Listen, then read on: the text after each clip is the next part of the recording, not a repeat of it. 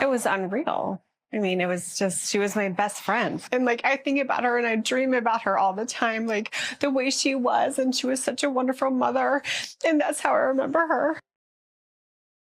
On May 2nd, 2001, Montgomery County Police responded to a Chevy Chase residence for a welfare check on 50-year-old Leslie Poortere after she failed to show up for work that morning. Tragically, their worst fears were confirmed as police discovered Leslie murdered inside her home. The bloody crime scene provided evidence, but the lack of leads hindered progress in identifying any suspects. For years, Leslie's husband and daughter yearned for justice, while the case remained cold amidst the hustle and bustle of a busy police department. Then, 23 years later, a breakthrough led to the case's resolution. However, for Leslie's daughter, closure brought not relief, but a chilling revelation, one that would shatter her world forever. Until that fateful day in May, the small community of Chevy Chase, Maryland, could never have imagined such a tragedy occurring in broad daylight to one of their own. Neither could Carl Poortere, who lived with his 50-year-old wife Leslie and her 18-year-old daughter Lauren at 4824 Drummond Avenue in Chevy Chase, Maryland. However, his life and thoughts were about to be changed forever. That Wednesday morning, Leslie didn't show up for work at Specialties Inc., an advertising production company in D.C. By 10 a.m., her colleagues grew concerned. Her employer, Brett Reedy, couldn't reach her by phone, so he began contacting her family members. However, neither Lauren nor Carl Poortere were home at the time. At around 11:35 a.m., Brett and Carl both arrived at the Poortere residence to check on Leslie. What they found was a scene straight out of a nightmare. There was blood splatter and smeared blood on the walls near the front door, dried blood on the floor in the corner, a puddle of water near the door, a knocked-over corner table, and a blood-stained rug moved from the foyer into the living room. Concerned, Carl called out his wife's name several times and searched the house, but couldn't find Leslie. Realizing the gravity of the situation, Brett called 911 and the police arrived within minutes. Carl hadn't yet realized what had happened to his wife, but authorities had a grim suspicion. When they conducted a thorough search of the residence, they discovered Leslie Poortere's lifeless body in the upstairs master bathroom shower stall. The sight was gruesome. Leslie lay face down, her legs and feet protruding from the shower stall. She had sustained multiple head lacerations, some of which bore deep V-shaped marks, likely caused by the sharp edges of the molding near the foyer and front door. Her body was then taken from the residence and sent to the Maryland office of the chief medical examiner for autopsy. Then, forensic experts meticulously combed through the crime scene at the residence. It was evident that the perpetrator had tried to remove traces of blood and had physically transported the body from the foyer upstairs to the shower stall, where they attempted to wash away evidence by running water over the body and preventing further bleeding. With all the evidence gathered from the home, investigators eagerly awaited the post-mortem results for further insights. The findings from the autopsy indicated that Leslie Poortere had struggled with the perpetrator before her death, succumbing to blunt force trauma and strangulation. The autopsy has been completed.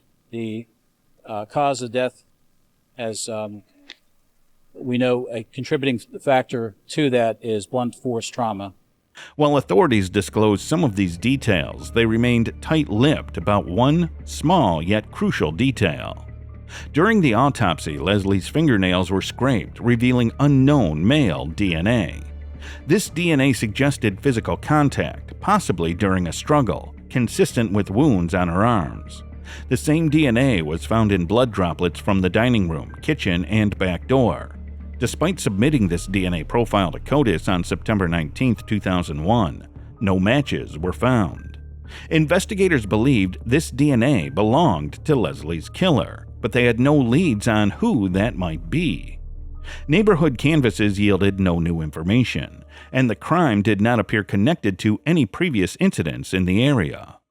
I don't see absolutely no relation to any of the other homicides that we've experienced and that we've talked about over the last couple of months. Obviously, Commander Reynolds and the chief and myself are concerned, and we want to be able to try to allay the fears of the community. The police urged the community residents to stay vigilant and report any suspicious activity that could aid in making an arrest. One neighbor, Meg Bloom, recalled that around 7:25 a.m., as she was putting her child in the car, she witnessed Carl Preer leaving the house and loudly saying goodbye towards the front door, presumably to Leslie. Another neighbor, Mary Lewis, who had been outside babysitting children close to the Preer residence all morning, did not observe or hear anything unusual. Unfortunately, nothing came to fruition. Detectives extensively interviewed family members, friends, and co-workers of Leslie Preer to identify any males who might have had a motive to harm her. Those identified were interviewed and asked for DNA samples to compare against the unknown profile found at the crime scene. All samples were analyzed and ruled out, eliminating them as suspects. Detectives also investigated individuals with records of violent crimes, burglaries, and home invasions in the area, but found none of them to be viable suspects. For a while, police even suspected Carl Preer might have had something to do with his wife's murder, but that was all it was, just speculation. Detectives lacked any evidence to tie him to the crime. Eventually, the case went cold, leaving the family to cope with their shattered hearts over the passing years. Carl Preer passed away from septic shock in 2017, never knowing who killed his wife. Lauren, always believing in her father's innocence, later reflected that he truly died of a broken heart. After losing both her parents, Lauren yearned for closure. She kept calling Montgomery County detectives, asking for answers. She never lost hope that one day her mother's killer would be brought to justice. The case was reopened in 2022, with the Montgomery County Police offering a $10,000 reward for information leading to an arrest, but no one came forward. Exhausting all other leads, the cold case section turned to forensic genetic genealogy DNA analysis as a last resort. On September 23, 2022, they submitted DNA from the crime scene to the Texas lab Othram, which developed a comprehensive DNA profile of the suspect using advanced technology. This profile was then sent to Family Tree DNA, a genealogy company that allows law enforcement to use their database in violent crime investigations. Finally, on June 18, 2024, now 46-year-old Lauren received a call from cold case detectives who had been tirelessly working on her mother's case. They had finally identified her mother's killer, Eugene Theodore Gleiger. It was not relief, but shock that Lauren felt upon hearing the news. All she could manage to say was, no. Eugene Gleiger was a name Lauren had known well. He had been her high school boyfriend when they were both students at Bethesda Chevy Chase High School. Back then, Eugene was known for being kind, sensitive, and well-liked by everyone. He had aspirations of becoming a computer engineer. Their families were close, and the young lovers often spent time together at each other's homes. Lauren's father, Carl, would barbecue while her mother, Leslie, cooked pasta, and they would all gather around the kitchen island to eat.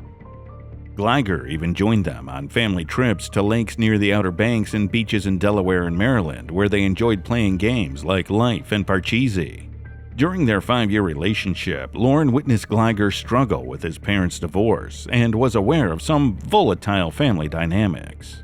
But she never experienced any violence from him, nor suspected he was capable of such a crime. In fact, she was so confident in his character that she once marched down to a local police station around 1995 to defend him when investigators suspected he matched the description of someone who had assaulted a woman on a bike path near their houses. Now, the memory infuriated her as feelings of betrayal surfaced. Ironically, Lauren later recalled that her mom always spoke fondly of Gleiger, while her dad had always felt there was something off about him. They broke up 2 years into a long-distance relationship, shortly after Lauren's second year of college. They didn't speak for 3 years after their breakup, but Lauren still considered him a close family friend.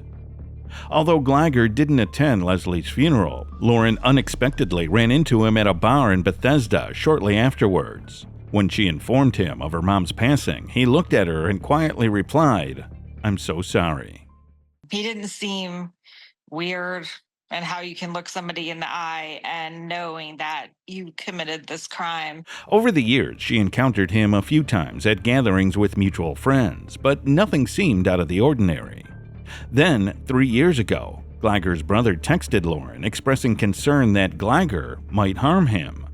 Unsure of how to respond, Lauren chose not to reply. However, the thought that he could be capable of murder never crossed her mind. Those who knew Gleiger well are equally stunned. One of his co-workers, Jordan Wares, remarked, "I couldn't imagine him hurting a fly." Those around him knew him as warm and outgoing, a stark contrast to the actions he now stands accused of. Throughout his life, there were subtle signs of trouble brewing. In 2021, his ex-wife sought a protective order, describing his behavior as unpredictable and frightening. She accused him of throwing objects, punching walls, and yelling in her face. A colleague, Michael Kyle, noted that Eugene had a temper and could become defensive when challenged. Kyle recalled a time when he confronted Gleiger about comments made during a work call that he found troubling. Gleiger had battled with alcohol and drug issues in the past, and he had faced several criminal complaints, including charges of weapons possessions, driving under the influence, and causing disturbances. He was also a suspect in theft and burglary incidents at one point. Unfortunately, Gleiger had never been arrested for crimes that would have required his DNA to be collected and entered into the CODES database. Montgomery County Police discovered Eugene Gleiger's connection to the case through a neighbor's tip back in 2001, who suggested he might be a suspect due to his previous association with Lauren. The tipster also noted frequent police visits to the Gleiger residence due to various complaints. Gleiger and his mother moved out of the neighborhood in August or September of 2001. Unfortunately, Gleiger was not interviewed or tested at the time. Now, after 2 decades, they had identified their suspect, but they proceeded cautiously, maintaining surveillance to ensure accuracy and avoid errors. On June 9, 2024, detectives at Dulles International Airport collected an empty water bottle discarded by Gleiger. This crucial piece of evidence was then tested against crime scene evidence and positively matched. 9 days later, on June 18, 2024, Eugene Gleiger, now 44 years old, was apprehended by the U.S. Marshals Task Force in Washington, D.C., and formally charged with first-degree murder. He waived his right to a bond hearing and will remain incarcerated without bond pending further legal proceedings. However, the motive behind Leslie Prier's killing remains unclear, especially since at the time both Lauren and Eugene had moved on with new relationships. Hopefully, Leslie Prier's family has finally found the closure they've been seeking for all these years. Cases like these serve as a reminder that we may never truly know the people around us, as monsters can hide in plain sight.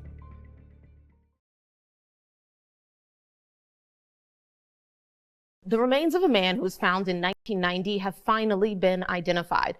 Chesterfield police now say the body of Robert L. Harris was found off Point of Rocks Road nearly 34 years ago. April 17, 1990 marked the beginning of a more than 2-decade-long quest for justice in Henrico County, Virginia. That day, Robert Lee Harris informed his mother that he was going to visit a friend. Little did they know that this seemingly ordinary event would trigger a series of unanswered questions. Robert, age 55 at the time, was residing with his mother, Mrs. Harris, in Henrico County. However, after he failed to return home, his worried mother reported him missing, and he was never seen again. The events following his disappearance deeply impacted his loved ones. Robert's case remained unsolved for 30 years until late 2024, when a breakthrough finally occurred. What could have happened to Robert? Did he reach his friend's house, or did something more sinister occur? A day after Robert was reported missing, his body was discovered by a fisherman near the bank of Appomattox River in May of 1990. This would lead to one of the most bone-chilling cases Henrico County had ever seen. For over 2 decades, the tranquil banks of the Appomattox River just south of Richmond became the backdrop for an unsolved mystery. In a wooded area near Point of Rocks Road, a fisherman made a strange discovery. Partial skeletal remains that investigators later identified as those of the missing Robert Lee Harris. Upon arrival at the scene, investigators confirmed the remains belonged to an adult male, estimated to be between 40 and 60 years old. The man, at the time of discovery, had a beard and was clothed. Strikingly, he was missing almost all of his teeth and was found laying face down. Despite extensive examination by the Office of the Chief Medical Examiner, the exact cause of death could not be determined, and there were no signs of foul play. Near the remains, several personal items of the victim were discovered. These items included a Budweiser wristwatch, a men's small Bristol Bay blue knit t-shirt, a white t-shirt, size 33 dungaree pants, size 32 striped boxer shorts, blue socks, and hiking shoes.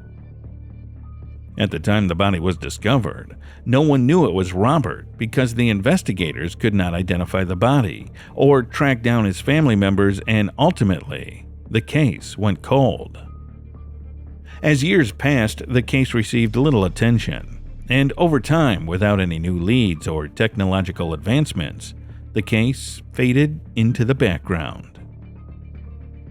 Investigators even tried to look for clues in his past, but there was nothing much found. Born on February 22, 1935, to Mrs. Harris, Lee grew up in a big family. He had brothers and sisters who loved him, and a fairly active social life. Much of Harris's early life was a mystery, but what we knew for certain was that he was close to his mother, visiting her even in his 50s. She was the last person that saw him before tragedy befell Lee Harris. Despite the investigators' best efforts, Robert's death remained a mystery.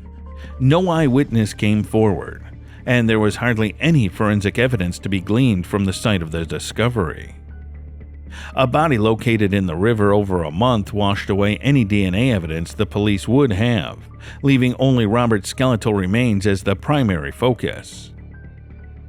Despite these details, it would take investigators 34 years to identify Robert's remains, due to the technological limitations of that era. DNA analysis was still in its infancy, and the forensic technology available in the 1990s didn't allow them to draw a conclusive match.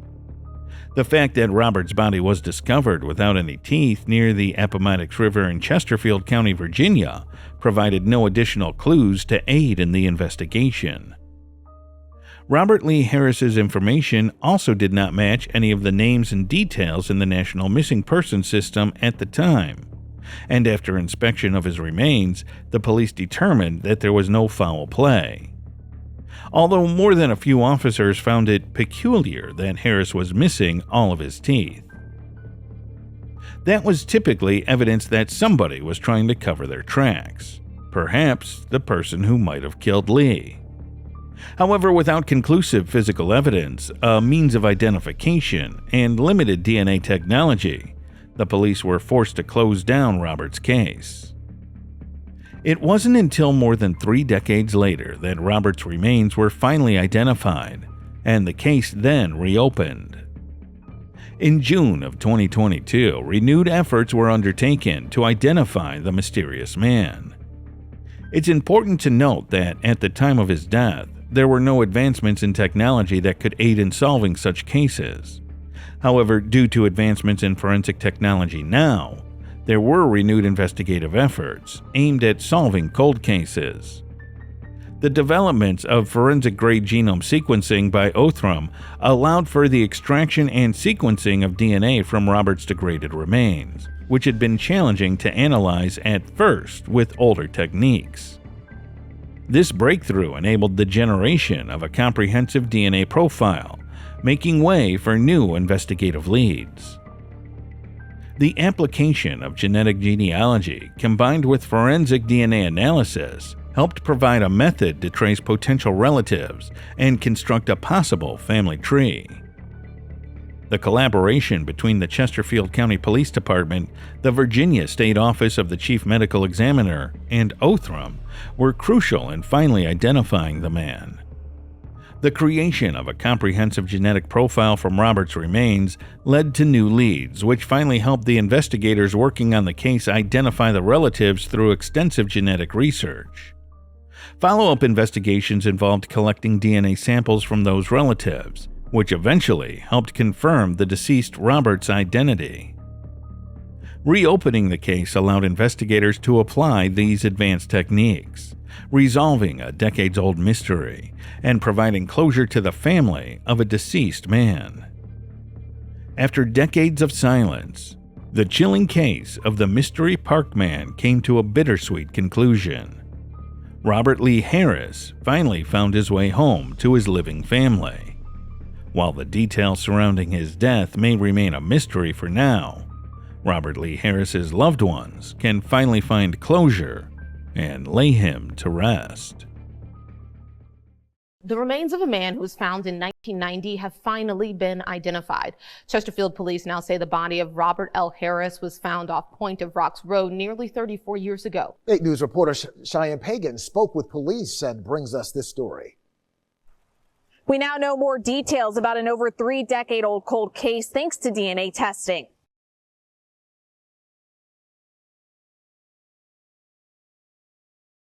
On a warm summer evening in 2010 in the quiet suburbs of Gainesville, Florida, a night like any other turned into a nightmare for the Ochsenius family. 16-year-old Sebastian Ochsenius was playing video games in the comfort of his own home. But the peace was shattered when Sebastian was suddenly, fatally shot. An unprovoked attack that left his family and community in shock. For nearly 14 years, his loved ones and neighbors had been haunted by the mystery of his death, grappling with unanswered questions. On June 29, 2010, Sebastian Ochsenius spent hours helping his brother Boris Ochsenius move into his new house. Later that evening, Sebastian's friend Brian Hull came over, ready for a fun night of gaming and hanging out. As the evening turned into night, Sebastian and Brian became deeply absorbed in a popular video game. They had a great time playing, but as the game became more challenging, Sebastian grew frustrated. Deciding to take a break, he stepped away from the console to look up some online tips that might help them get past the tough spots. Little did they know this ordinary night of gaming would soon take a tragic turn. At 3:40 a.m., Sebastian walked through the kitchen, still determined to give the game another try. As he was heading towards the computer, everything changed. An unknown assailant had slipped in through an unlocked side door and was hiding behind the kitchen counter. Sebastian had no idea that danger was lurking just a few feet away. As he moved towards the hall, which was close to the kitchen, the attacker suddenly sprang from the shadows. Without any warning or provocation, the assailant attacked Sebastian. Despite his best efforts to fight back, the house was soon filled with the deafening sound of gunshots. The peaceful night was shattered, and in those tragic moments, the Ochsenius family's world turned upside down forever. Brian, who was still absorbed in the game, heard the chilling sound, but didn't realize it was a gunshot, and dismissed it as just another noise. In the comfort and safety of Sebastian's home, the idea of such violence seemed unimaginable. It wasn't until he heard Sebastian's parents' panicked calls to 911 that he understood something was terribly wrong.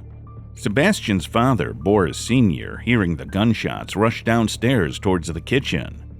With a pounding heart, he dashed through the hall, but by the time he reached his son, it was too late.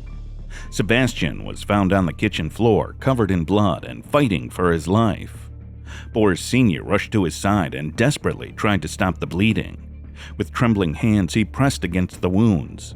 In those agonizing moments, his love and efforts were powerless against the senseless violence that had claimed his son's life.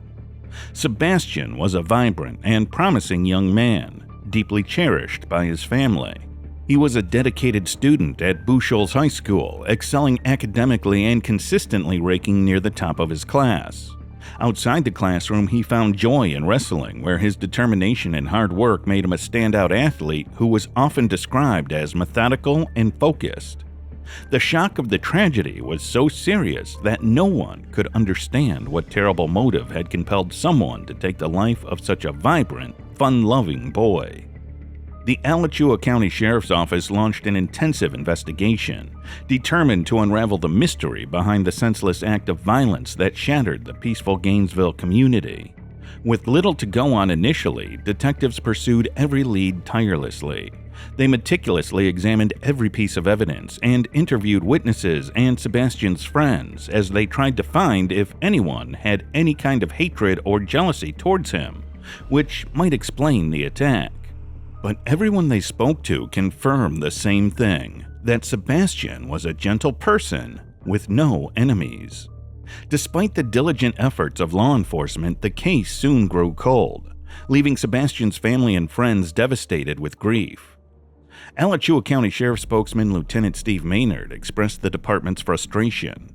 "A few days after the shooting, we were at a standstill. We had nothing. No viable leads, no suspects, no motive, not even a clue about how the shooter escaped." As with many unsolved cases, Sebastian's tragic death soon faded from the public's eyes. The reward for information eventually grew to $20,000, but tips began to dwindle. The community's hopes started to dim, and the case seemed destined to remain a haunting mystery. Yet, this was not the end of Sebastian's story. In 2021, a glimmer of hope emerged in the long-dormant case as investigators uncovered new evidence.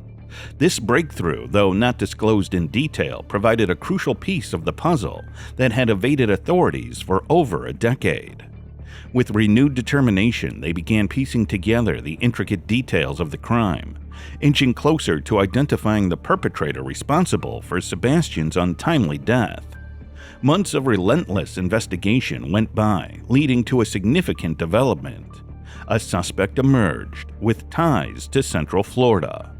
Timothy Thomas, 33 years old and already serving a life sentence for unrelated charges. He became the prime suspect in Sebastian's case. Thomas's criminal history painted a disturbing picture of a man with a penchant for violence. Following his arrest in Orlando in 2011 for armed robbery, kidnapping, and drug charges, he was sentenced to 4 years in prison. However, Thomas's troubles didn't end there. Court records revealed he violated parole shortly after his release by failing to notify his parole officer of a change in residence. This led to a warrant for his arrest. In 2015, a fateful encounter in Monroe County escalated when Thomas, driving a car with stolen plates, opened fire on a deputy attempting to stop him.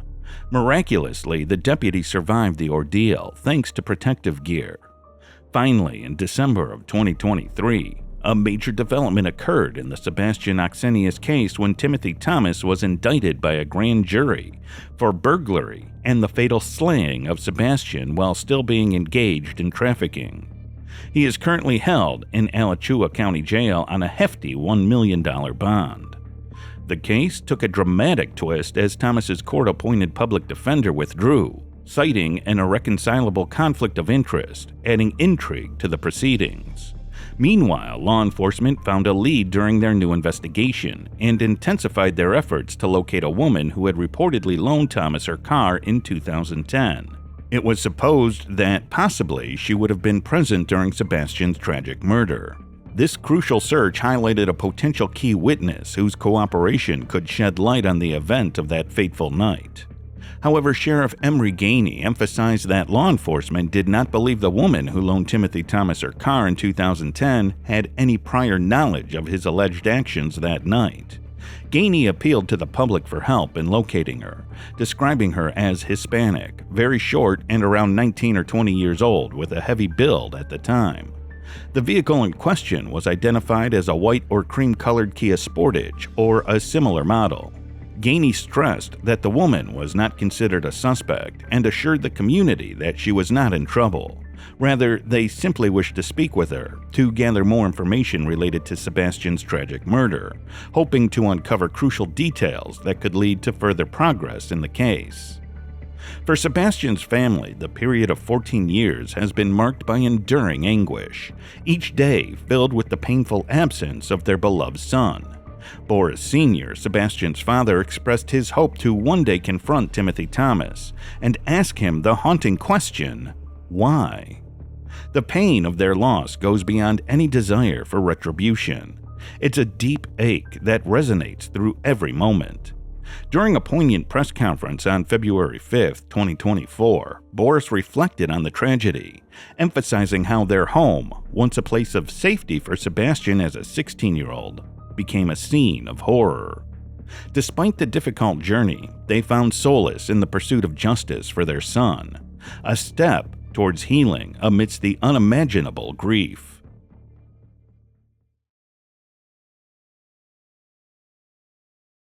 In 1994, just as Christmas was approaching, the disappearance of a woman shocked the entire East Flanders community. The investigators worked tirelessly to unravel the mystery of that night when Annie D. Poortere went missing.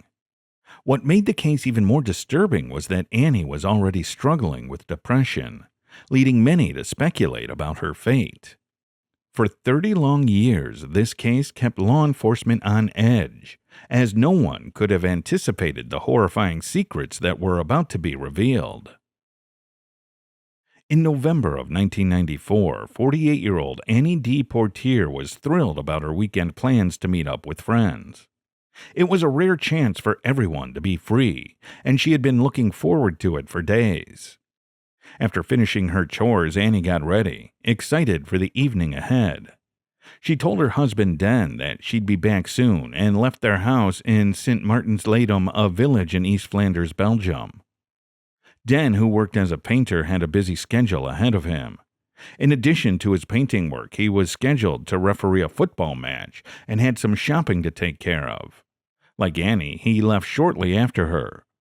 Due to his packed schedule, he didn't have another opportunity to speak with Annie after she departed. Later that evening, after completing all his tasks, Den returned home, expecting Annie to be there. However, she had not yet returned, which was unusual, because Annie was never out so late. Concerned, Den decided to reach out to her friends to check if she was still with them. To his shock, they informed him that Annie had never arrived for their planned meetup in the first place. This news sent Den into a panic because Annie had been battling depression for some time. Although Den had tried to convince her to get proper treatment at a hospital, Annie always refused. She insisted on managing her condition at home, which often led to arguments with Den. Eventually, their son moved in with them, hoping that the support and love of family would aid Annie's recovery from depression. Den made every effort to ensure she felt safe and loved. Now her failure to return home or meet her friends was deeply troubling. Where could she be? What had happened to her? Desperate for answers, he quickly called Annie's sister, Katrina, to let her know what was going on. Annie and Katrina were incredibly close, and Annie never went anywhere without informing her sister. But this time, Katrina had no idea where Annie was, which made her extremely worried for her sister's safety. Finding Annie became an urgent priority due to her health conditions and the fact that she had left behind her money, passport, and all essentials, making it unlikely she had planned to go far. With mounting concern, Den and Katrina reported Annie as missing.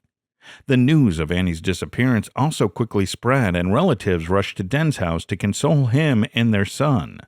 It was hard for everyone to accept that Annie, such an elegant and loving person who adored her family, could vanish without a word.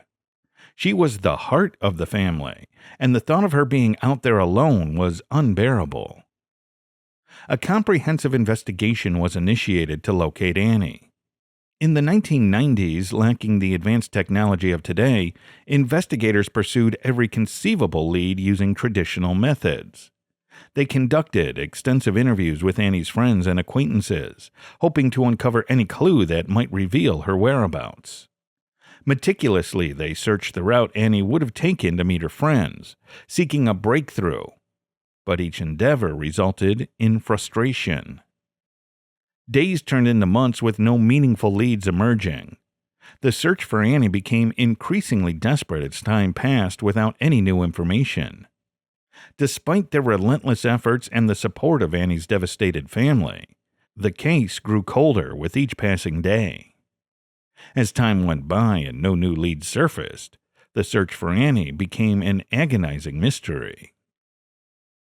It was an incredibly challenging time for Katrina, Dan, and especially for their son, as they grappled with the sudden disappearance of Annie. They struggled to explain to him where his mother had gone. Year after year passed with no sign of Annie, yet they held on to hope that she might still return. But as time wore on, Annie's family faced the harsh reality that she might never return. 5 long years after Annie went missing in 1999, her husband made the difficult decision to seek legal recognition of her absence. The court also granted his request, officially declaring Annie absent.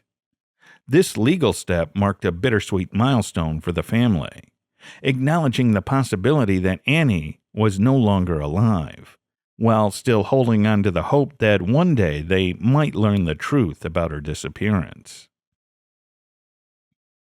After 30 long years since Annie's mysterious disappearance, the case that had seemed unsolvable suddenly gained new life in April of 2024. A resident of Kierstraat in St. Martin's Latham was tending to his garden when he noticed something peculiar buried beneath the soil. As he dug deeper, a sense of unease grew until he uncovered the astonishing truth that it was human skeletal remains that lay hidden there. Shaken by the discovery, he wasted no time in alerting the authorities. Police and forensic teams swiftly arrived at the scene, carefully excavating the bones and preserving any potential evidence. The remains were then sent off for detailed testing and analysis. The examination of the skeletal remains posed significant challenges due to their advanced state of decomposition. Forensic experts meticulously worked to reconstruct the puzzle of bones, looking for clues that could reveal the identity and circumstances surrounding this person's death. By May of 2024, the test results were in. The findings confirmed the chilling truth. The skeleton belonged to Annie D. Poortere. As investigators combed through old records, they discovered that a woman resembling Annie had been reported missing from that exact area where the remains were found all those years ago. This revelation reopened many wounds that had never fully healed since Annie's disappearance in 1994. Her disappearance, once resigned to the passage of time as an unsolvable mystery, now demanded a renewed investigation. To verify the identity of the woman whose remains were discovered, investigators needed to find any surviving family members. So they tracked and went to Annie's former residence and were surprised to find her son still living there, holding on to hope that his mother would one day return. Her husband Den, though, had already remarried and settled in another country. The officers had the difficult task of informing him that Annie was deceased and that her remains had been found. It was a profoundly emotional moment for her son, grappling with the sudden realization of his mother's fate.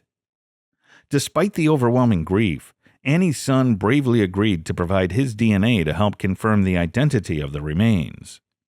This genetic sample was crucial for forensic testing, which would definitively establish whether the bones belonged to Annie. The DNA was sent to the lab for analysis, a process that would provide closure to the family and crucial evidence for the investigators. Finally, when the results came back, they confirmed what everyone feared. The remains belonged to Annie D. Poortere. With Annie's identity established, investigators focused on unraveling the mystery of her disappearance 30 years ago.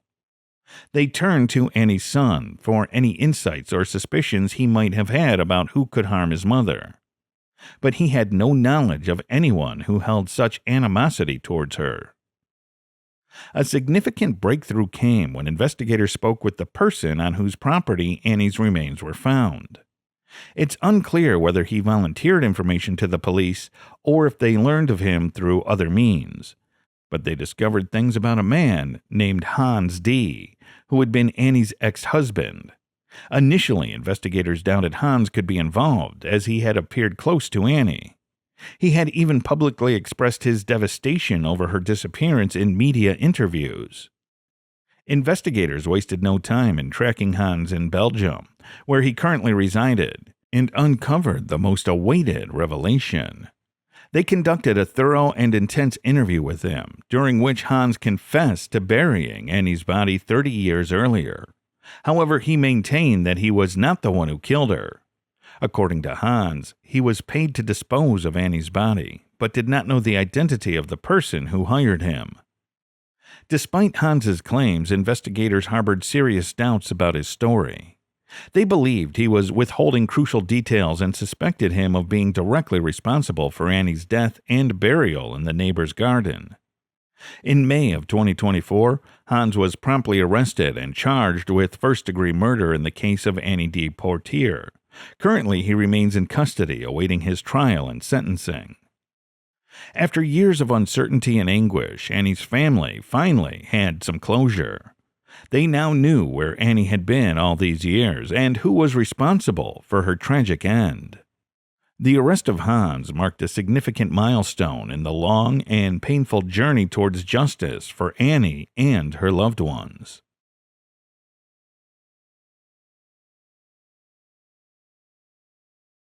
Crystal was a mother, she was a daughter, and a friend to many that needlessly lost her life to violent crime.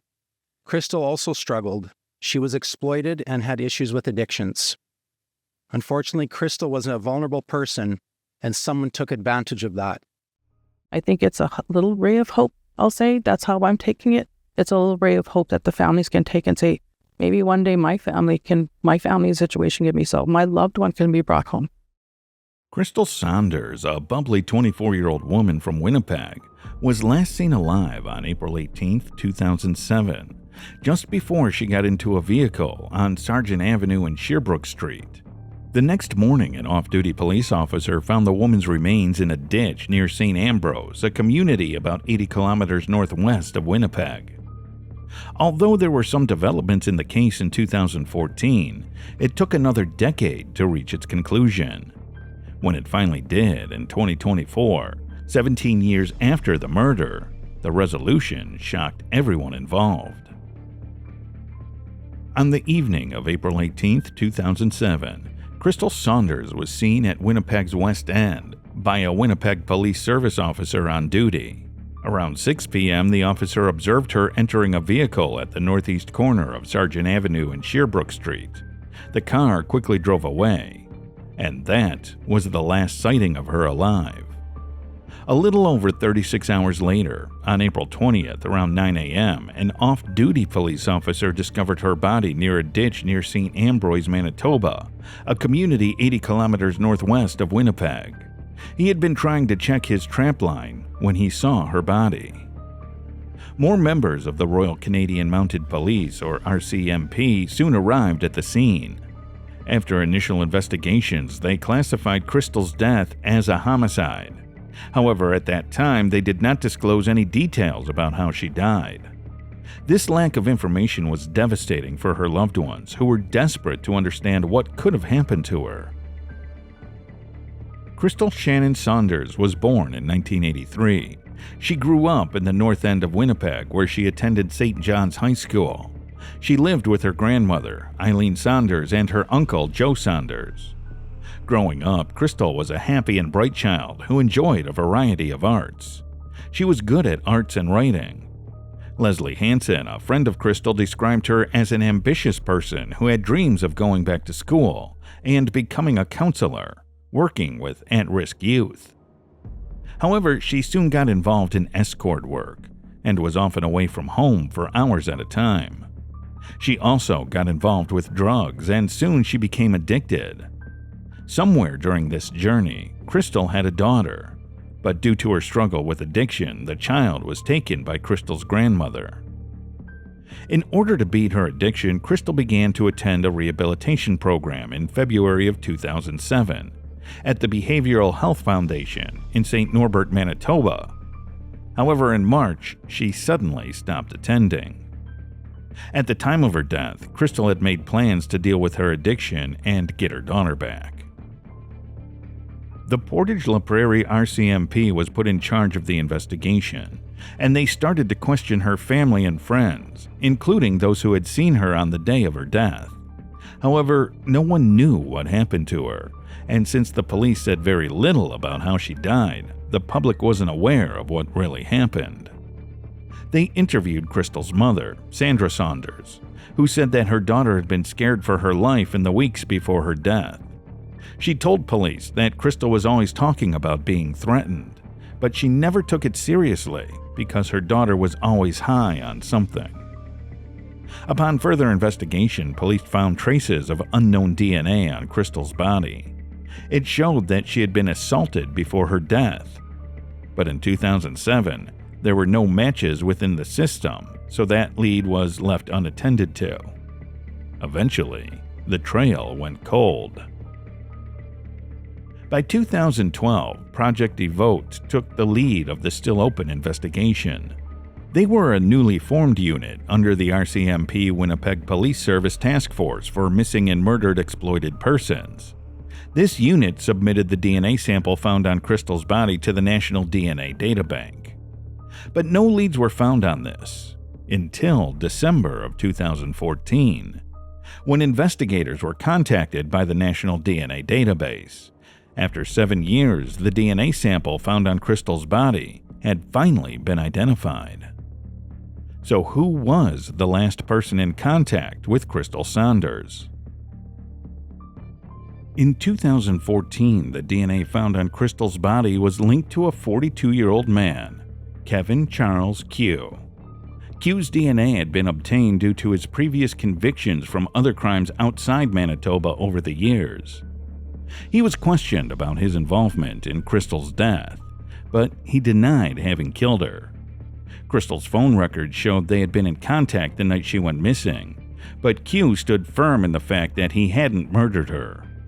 Though his DNA was found on her, that wasn't enough to formally charge him for her murder, so he wasn't arrested. Over the next few years, police worked hard to find further evidence against Q. At the time of Crystal's death, Q was in the area, but his DNA being present at the crime scene couldn't be ruled off as circumstantial. He attended his high school and post-secondary school in Winnipeg and had frequented areas around Ontario, Saskatchewan, Alberta, and British Columbia. After nearly a decade of police work, as well as other investigators trying to gather evidence, a breakthrough was finally reached in 2024. On January 27, 2024, Q was arrested for the murder of Crystal Saunders. RCMP officers met him at his place of work in the Lower Mainland of Vancouver in British Columbia.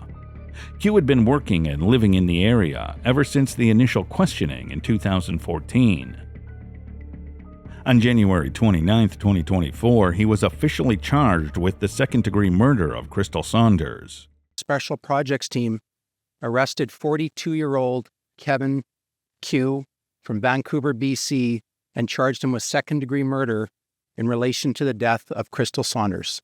The police department in charge of the case, however, refused to comment on what further evidence was found against him. They only mentioned that the advancements in DNA technology had allowed them to confirm Q's involvement in Crystal's murder.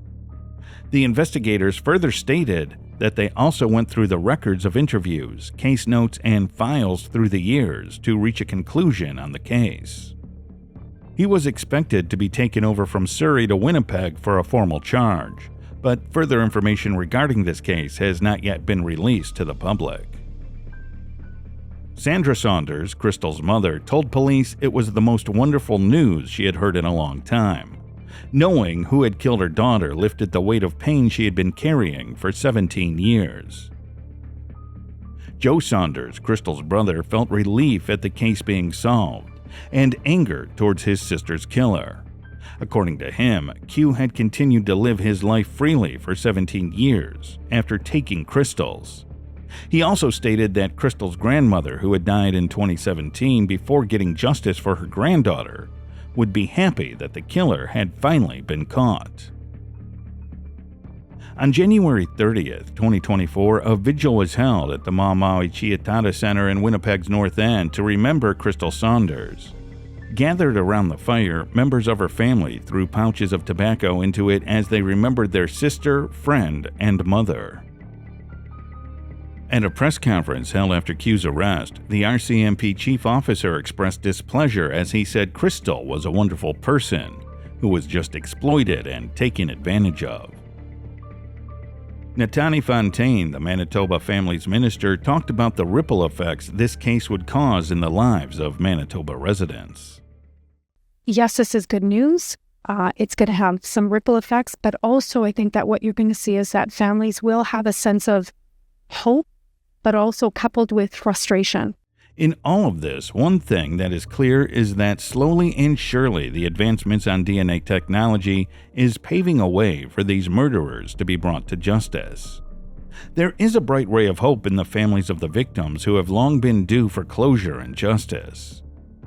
The Saunders family wants the public to remember Crystal Shannon Saunders as a loving, playful, and caring young woman, rather than for the challenges she faced in life.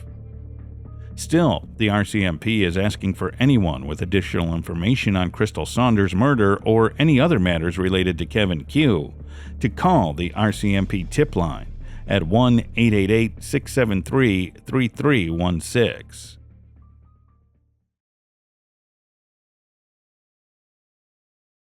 On April 3, 2017, a quiet day in Baltimore, Maryland turned into a scene of chaos and confusion. The police were summoned to a local neighborhood where a deadly shooting had occurred.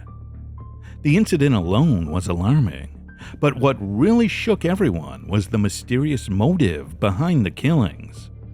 For 7 years, the reason remained a puzzle, but when the truth came out, it revealed a shocking and disturbing explanation that no one had anticipated. The day started like any other for 40-year-old Tony Anthony Mason Jr., but with an added spark of excitement. He had a date planned with his girlfriend later in the evening. Tony had everything carefully planned. After finishing his work for the day, he got ready and left his house around 11 p.m. to pick up his girlfriend, whom he had been dating for about a month. They went out together, excited to have a good time. They visited a couple of bars, played darts, and had a few drinks, which left them feeling a bit dizzy. Despite this, they were having a wonderful time, laughing and enjoying each other's company as the night progressed. Time was slipping away, and Tony and his girlfriend decided it was time to call it a night. They headed back to Tony's car, which was parked in the driveway, and sat inside to relax for a bit before heading home. Everything seemed perfectly normal. But their evening was about to take a horrifying turn. Around 11:40 p.m., a man driving down the same driveway noticed Tony and his girlfriend sitting in the car. He suddenly hit the brakes and stared at them intently, as if trying to remember something. Shockingly, without warning, the man pulled out a gun and started shooting. He fired at Tony first, then turned the gun on his girlfriend before quickly fleeing the scene. The whole incident was utterly disturbing. What could have driven this man to such a sudden and violent act? Upon hearing the gunshots, neighbors rushed to the scene and were shocked to find Tony and his girlfriend in dire condition. Chaos erupted as they dialed 911, and soon after, authorities and paramedics arrived around midnight. Tragically, Tony was pronounced dead upon their arrival, while his girlfriend fought for her life. She was swiftly taken to the hospital where she underwent a critical and life-saving surgery. Meanwhile, investigators remained at the scene, trying to make sense of the shocking and unprovoked attack. They meticulously examined every detail, from the bullet casings to the position of the car, trying to piece together what had happened.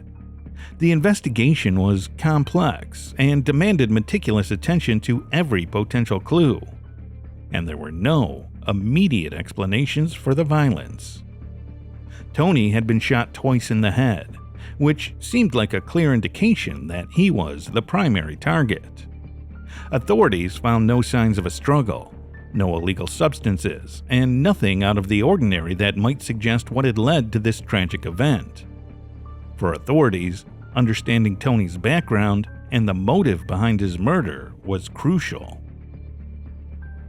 As they delved deeper, they discovered that Tony Anthony Mason Jr.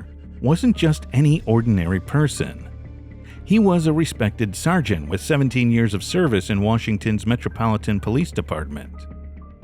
On the night of the incident, he was off duty, unarmed, and not wearing his uniform, which had initially made his identity unclear to his fellow officers. Even after conducting extensive background checks on both Tony and his girlfriend, the investigators found no links to criminal or gang activity.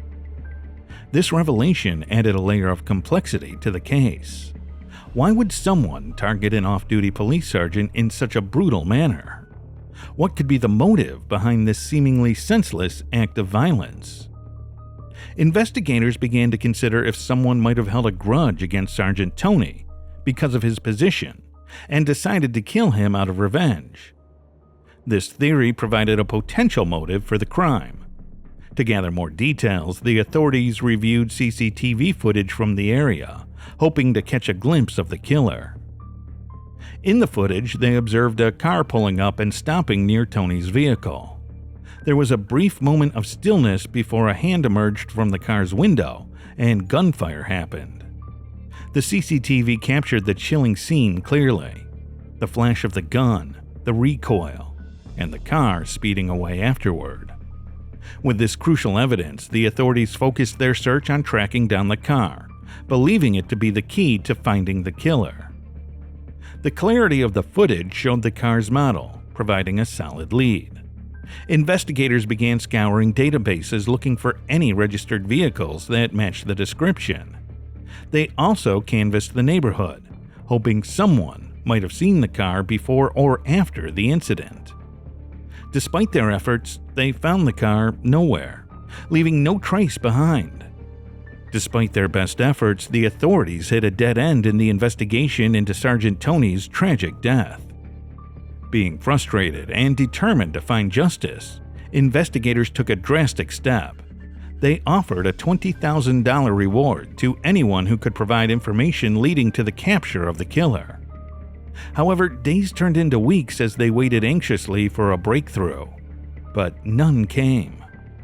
With no leads or witnesses to guide them, the case quickly went cold, and Tony's death became an unsolved mystery. Then, 6 years later, in 2023, a breakthrough finally emerged. An anonymous tipster contacted the authorities with crucial information about Tony's murder. This tip breathed new life into the investigation, offering a glimmer of hope that they might finally solve the case. The information provided became the focal point, reigniting efforts and urgency in the investigation. The tipster provided a startling revelation to the police involving his friend, 24-year-old Dion Thompson, who had confessed about a crime to him. According to the tipster, on April 3, 2017, after Thompson left his grandmother's house, he was en route to his own home when he abruptly stopped his car upon seeing Tony's car in the parking lot with the lights on. The couple inside were engaged in conversation. Despite observing them for some time, Thompson couldn't tell if he recognized them or not. In his paranoid state, he feared that they might be there to rob him or retaliate against him for his ongoing robberies, so he acted out of panic. Thompson grabbed his gun and opened fire on the couple. His actions were driven by paranoia and a desperate attempt to protect himself. Little did he know, his impulsive act would lead to tragic consequences and set off a chain of events that would eventually unravel his crime. It was the day after the shooting when Thompson watched the news and learned the shocking truth that the man he had killed was actually a sergeant. Fearing the consequences, he immediately decided to cover his tracks. Thompson drove to Philadelphia to dispose of the vehicle he had used during the crime, hoping to evade any detection from the authorities and getting rid of any clues that might lead them towards him. This critical discovery gave authorities a major breakthrough in the case. They wasted no time delving into Thompson's background, conducting a thorough investigation that spanned a year. During this time, they uncovered crucial details about Thompson's activities and connections, and meticulously pieced together his history. It was then that the authorities discovered Thompson's involvement in criminal activities and his leadership in a gang called the Slickest Ones, or TSO. Investigators also uncovered Thompson's collaboration with accomplices known on the street as Man and Club. Although one of them had died in a car accident after Sergeant Tony's death, no one else was charged in connection with the case. Armed with all the gathered clues and information, authorities painstakingly, over time, built a strong case against Thompson. Finally, in April of 2024, after years of relentless pursuit of justice, they made their move. Thompson was apprehended and arrested, marking a significant moment in the quest for closure for Sergeant Tony's family and the community affected by his untimely death. During the trial, Deon Thompson's defense attempted to portray him as a naive teenager who didn't fully grasp the consequences of his actions. They emphasized that he was only 18 years old at the time of the shooting. However, prosecutors argued vehemently that Thompson was fully aware of his actions and their implications. They presented compelling evidence and testimony to support their case. After weighing all the evidence and deliberating on the testimony, the jury reached a decision. Deon Thompson was convicted of first-degree murder and related offenses. He was sentenced to serve time in a federal prison, already facing unrelated charges for drugs and firearms. Metropolitan Police Department Chief Pamela Smith expressed a sense of closure, stating, "While we cannot undo the pain of loss or erase the memories of that tragic day, we find solace in knowing that justice has been served." While we cannot ease the pain of the loss of the memories of that day, we can take solace in the fact that the person responsible is being brought to justice. I also want to take a moment to thank the community. It was because of a brave person who called in a tip that we can all stand here before you today. To the family and friends of Sergeant Mason and our whole MPD family, I hope this development brings some measure of closure to a life that was lost too soon. Baltimore State's Attorney Ivan Bates highlighted the significance of the case, noting that it marked the first prosecution brought by his office's new cold case unit, ensuring that Thompson was held accountable for his devastating actions. We are here today to announce charges against Mr. Deon Thompson for the murder of D.C. Metropolitan Police Sergeant Tony Mason, Jr., which will be the first case handled by our office's newly created cold case unit. Thompson has been charged of first-degree murder, conspiracy, and related charges for allegedly shooting Sergeant Mason while he was off duty on November of 2017 at 2800 block of Elgin Avenue here in Baltimore City.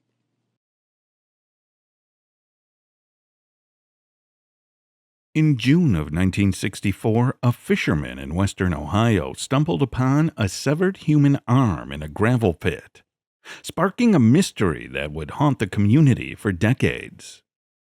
Just 4 days later, another fisherman discovered a burlap bag in a nearby canal containing a torso.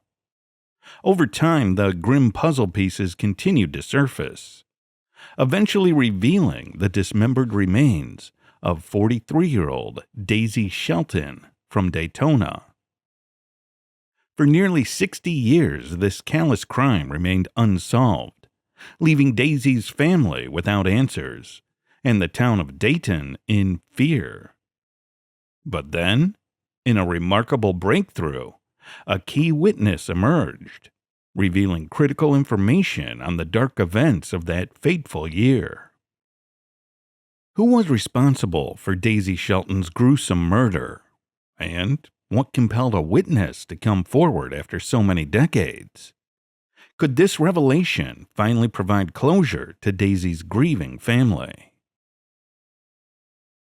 Dayton, Ohio, the county seat of Montgomery County, boasts a rich historical and industrial heritage.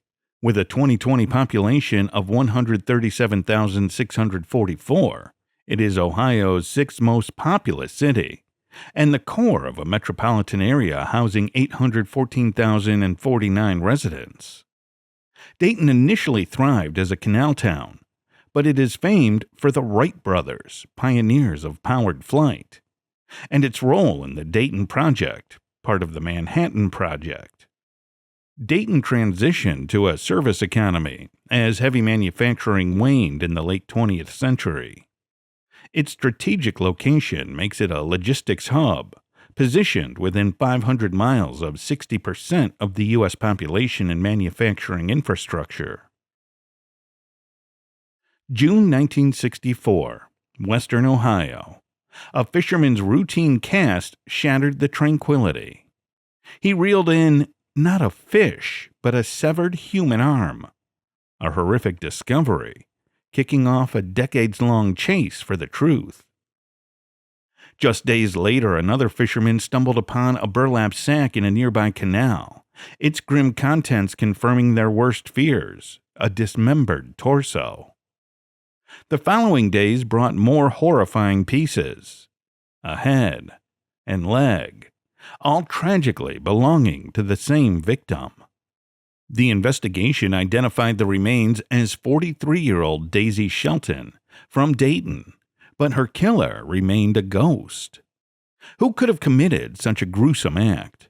And what could have driven them to dismember Daisy Shelton in such a cold-hearted manner? How did the investigation initially fail to uncover any leads, allowing the killer to evade justice for decades? Could there be more to the story that remains uncovered? Now, after 60 long years, this case is finally closed, bringing some peace after a lifetime of unanswered questions. The Miami County Sheriff's Office announced the case's closure after prosecutors approved it based on a key witness's testimony, who came forward to identify a suspect who had passed away in late 2022. Finding the alleged killer was a daunting task that spanned several decades. After Shelton's remains were identified in 1964, the case quickly went cold. It wasn't until 2017 that a significant breakthrough occurred.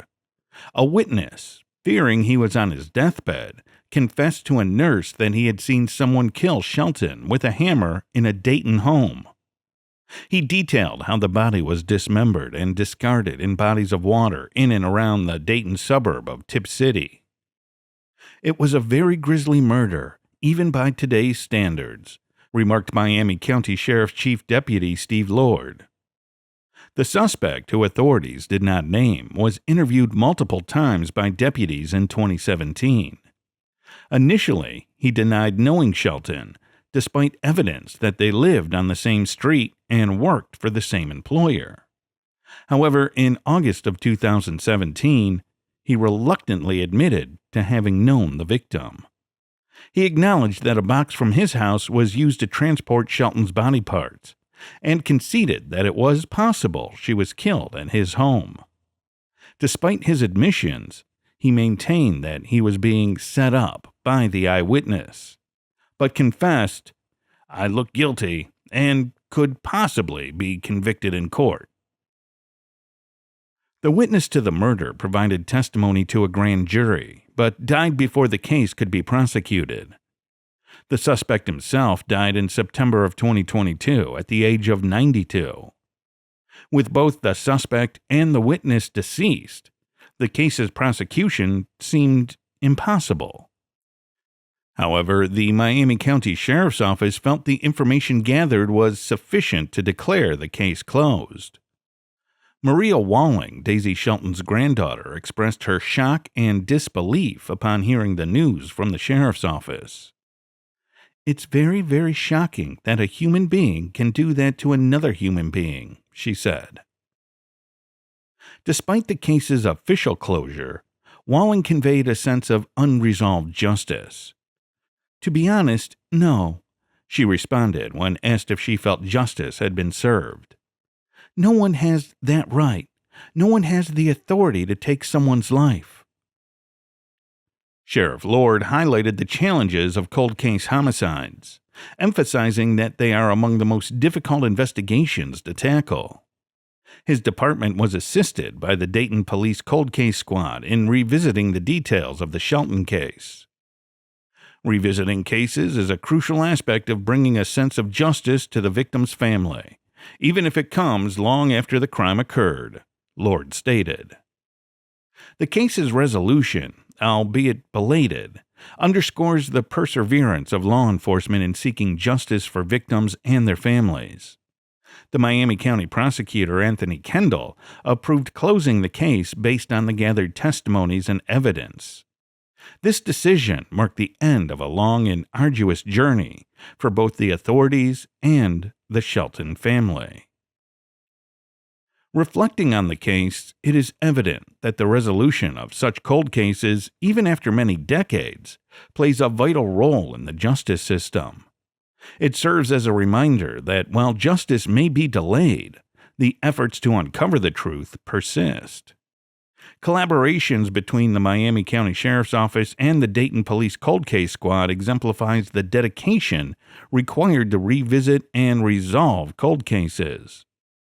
For Daisy Shelton's family, the case's closure brings a mixed sense of relief and unresolved emotions. While the official declaration offers some answers, the loss and the brutal nature of the crime continue to weigh heavily. Maria Walling's sentiment captures this complexity. The acknowledgement of closure alongside the persistent feeling that true justice remains elusive. In conclusion, the 60-year journey to solve the murder of Daisy Shelton underscores the relentless pursuit of justice by law enforcement and the enduring impact of unresolved crimes on families and communities. The case's closure, driven by late but critical testimonies and admissions, brings a semblance of resolution to a long-standing mystery. As authorities continue to revisit cold cases, the hope remains that more families will find the answers and closure they seek, even if it comes many years after the crime.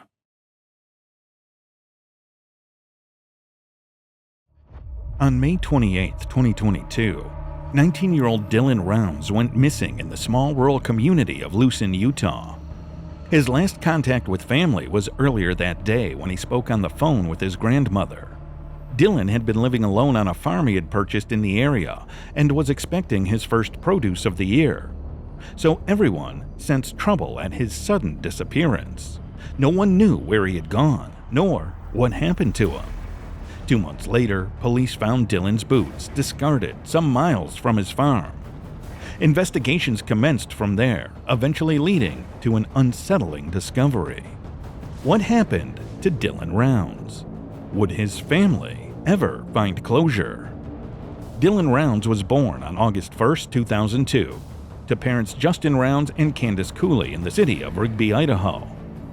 That was where he grew up with his younger brother and sister until their parents divorced 4 years later. After that, the children split their time between Idaho Falls in their father's house and Twin Falls in their mother's house. Dylan loved the outdoor life, often going fishing and dirt biking, but what he loved the most was farming. He had big dreams of becoming a farmer and even learned to drive tractors as a teenager. In 2019, Dylan's family helped him purchase his own farm in Lucin, Utah, a very rural community near the Utah-Nevada state border. Despite being a teenager, Dylan left home in Idaho and moved to the farm property, determined to pursue his passion and make his family proud. He worked on the land all day and spent most nights inside his camper van. It was during one of those nights at his farm that he vanished under mysterious circumstances. Dylan's family last heard from him on May 28, 2022. He had spoken over the phone with his grandmother, discussing his plans for the Memorial Day weekend. The next day, Dylan's grandmother asked the farm workers to check on him because she hadn't heard from Dylan and his phone was unreachable. By May 30th, no one had seen or heard from him, so his family back in eastern Idaho became worried. They immediately reported him missing. Dylan's mother, Candace Cooley, along with other family members, traveled to Utah, but found no clue about his whereabouts. Dylan's camper was still parked on the property, and his clothes and other belongings were left intact. but the young man seemed to have disappeared without a trace. After Dylan's disappearance was reported, the Box Elder County Sheriff's Office in Utah used horses, cars, and volunteers to search for him. Investigations revealed that he was last seen on May 26, 2022, in the nearby town of Monteo, Nevada, getting a bite to eat at the Saddle Sore Bar. Investigators checked his camper, which was where their suspicion of foul play was first triggered. The whole place appeared too clean, almost like it had been pressure washed. The seats had been moved, Dylan's phone and wallet were missing, but the rest of his belongings were in the van. Oddly, the truck had been put in the four-wheel drive option, when Dylan had complained to his family earlier that the feature wasn't working. A few days before he went missing, Dylan had told his family about a disheveled barefoot man in the desert who had asked to borrow his phone and get a ride. However, Dylan had refused.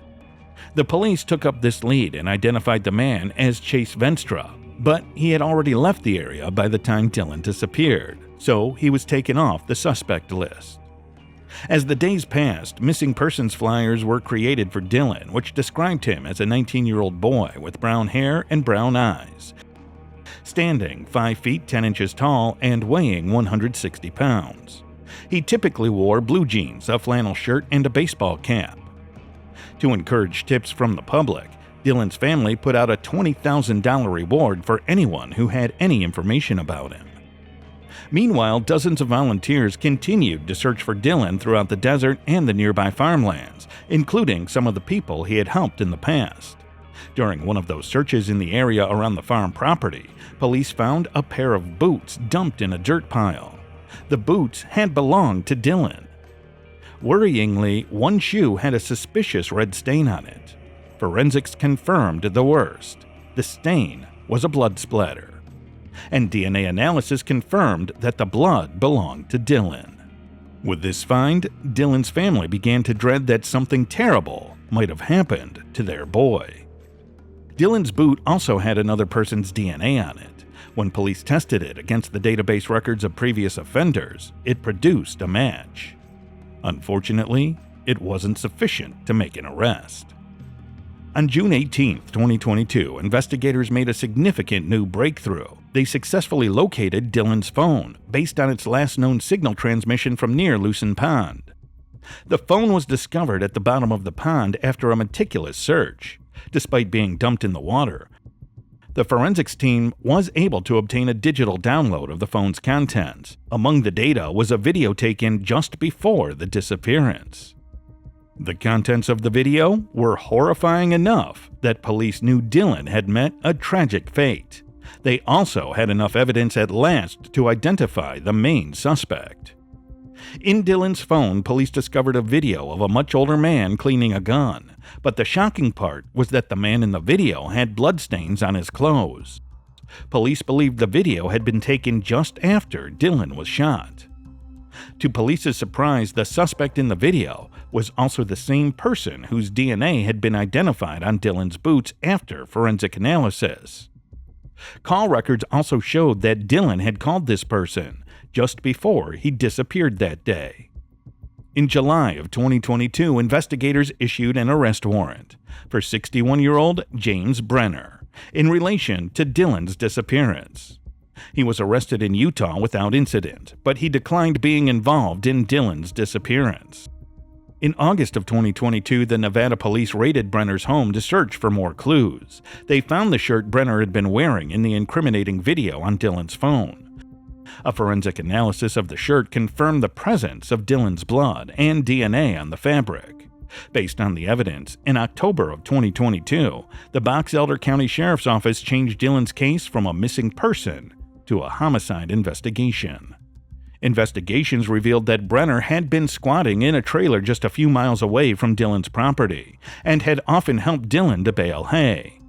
He became a friend after this, so none of Dylan's family members ever saw Brenner's stay as a cause for alarm. However, the guy was a convicted felon. In June of 2022, while the investigation for Dylan's disappearance was ongoing, Brenner was charged with 3 counts of felony use of a firearm by a restricted person after a search of his trailer revealed ignition caps, ball ammunition, black powder, and speed loads. Although he was subsequently released, further investigation led to his rearrest in March of 2023, when he was charged with aggravated murder and abuse or desecration of a human body in connection with the presumed murder of Dylan and the disposal of his body. Authorities charged James Brenner with aggravated murder and desecration of a human body. Authorities say the 60-year-old had been working on Dylan's farm, and while no body had been recovered, court documents showed a time-lapse video of Brenner cleaning a gun with bloodstains on his shirt around the time Dylan disappeared. Police had a lot of evidence linking Brenner to Dylan's probable murder. However, the biggest piece of the puzzle was still untraceable. There was no sign of Dylan's body. In April of 2024, during police questioning, Brenner admitted he was the one who dumped Dylan's boots in the dirt pile. He claimed to have found the boots by a shed on Dylan's property and had taken them to his place since he felt Dylan wasn't coming back for them. However, investigators rebuffed his claims, and after a week in detention, police offered Brenner a plea deal. Brenner could get a reduced sentence if he disclosed the location of Dylan's remains before his court appearance. Brenner agreed to the plea deal, finally concluding years of desperate searches. On April 9, 2024, Dylan's skeletal remains were found at a remote location in the western region of Box Elder County, Utah. That day, dozens of volunteers spent hours in the desert with high-tech equipment trying to uncover Dylan's remains. After the find, the area was cordoned off for evidence, and the skeletal remains were kept at the Utah office of the medical examiner for confirmation of identity. This was soon achieved. The remains belonged to Dylan, sealing Brenner's guilt and involvement. On May 15, 2024, 61-year-old James Brenner pleaded guilty to the murder of Dylan Rounds in the 1st District Court in Brigham City, Utah. He confessed to murdering the boy because of a disagreement over where Dylan had parked his truck. Brenner had been squatting in a trailer next to where Dylan lived, and after killing Dylan by a gunshot wound to the head, he had buried the boy's body and disposed of the evidence. Police noted that when Dylan went missing, Brenner was one of the initial people who offered to help with the search, highlighting the cruel and cold-blooded nature of the killer. As part of the plea deal, Brenner was charged with second-degree felony murder, which was a reduced charge from the original first-degree felony aggravated murder. Additionally, the charges of desecration of human remains and aggravated assault were dismissed. However, Brenner pleaded guilty to 2 separate counts of possession of a firearm by a restricted person. On July 1, 2024, Judge Brandon J. Maynard sentenced James Brenner to spend 1 to 15 years in prison for each of the 3 counts. The plea deal requires Brenner to carry out each of his prison sentence separately, which means that Brenner will spend at least 3 years in prison and possibly more. During the sentencing, the judge asked Brenner to face the gallery where Dylan's family was sitting, but he refused to do so. Due to this, the judge asked the parole board to keep Brenner in prison as long as they legally could to his lack of empathy in the courtroom. Dylan's mother, Candace Cooley, was heartbroken that Brenner had killed her dear son just because he was angry about Dylan putting his truck in the shed that day. Still, she was grateful that he had confessed and that the case was finally resolved, even though Brenner got a reduced charge due to the plea deal. She also talked about how the family could finally bury Dylan and move forward. You know, everybody tells me I'm sorry, and I tell them, don't tell me you're sorry. Don't be sorry that we brought Dylan home. It doesn't make any sense to me to be sorry for that. Like, we have done this so badly.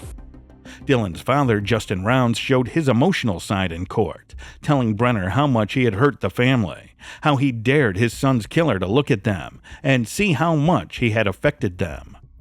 Box Elder County Attorney Stephen Hadfield told reporters that it felt good to be able to bring Dylan's remains home and put an end to the case after the unrelenting efforts of so many people. Judge Maynard told reporters that while he wished he could have done more for Dylan's family, the plea deal had been offered with the consent of the family in an effort to give them much-needed closure. Ever since Dylan's death, his family had set up a nonprofit organization, Dylan's Legacy, to honor his memory. The organization helps to provide resources and support for families who are also searching for their missing loved ones. It is one of the ways the Rounds Cooley family can remember Dylan, who was known for his passion for the land and who will always be remembered as the true American farmer. It is sad and heartbreaking that Dylan was killed after a small disagreement, especially by someone he had helped repeatedly in the past and had come to trust. It is more horrifying that his murderer hid his body for more than 2 years while pretending as though nothing had happened. Regardless, Brenner must never have believed that a video captured accidentally on Dylan's phone would be the most incriminating evidence against him. That and the unrelenting and determined hand of justice. So what do you think about the death of Dylan Rounds? Do you think the punishment given to Brenner is too lenient for the gravity of his crime?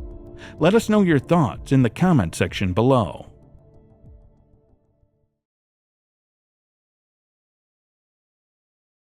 On January 18, 2022, Brandon O'Quinn Rasberry, age 32, was discovered dead in his residence at the Lazy J RV Park in Nixon, Texas.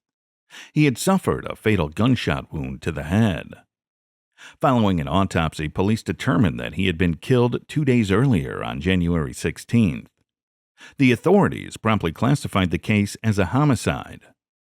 Despite the absence of a murder weapon, suspects, or a clear motive, the investigation yielded no significant leads.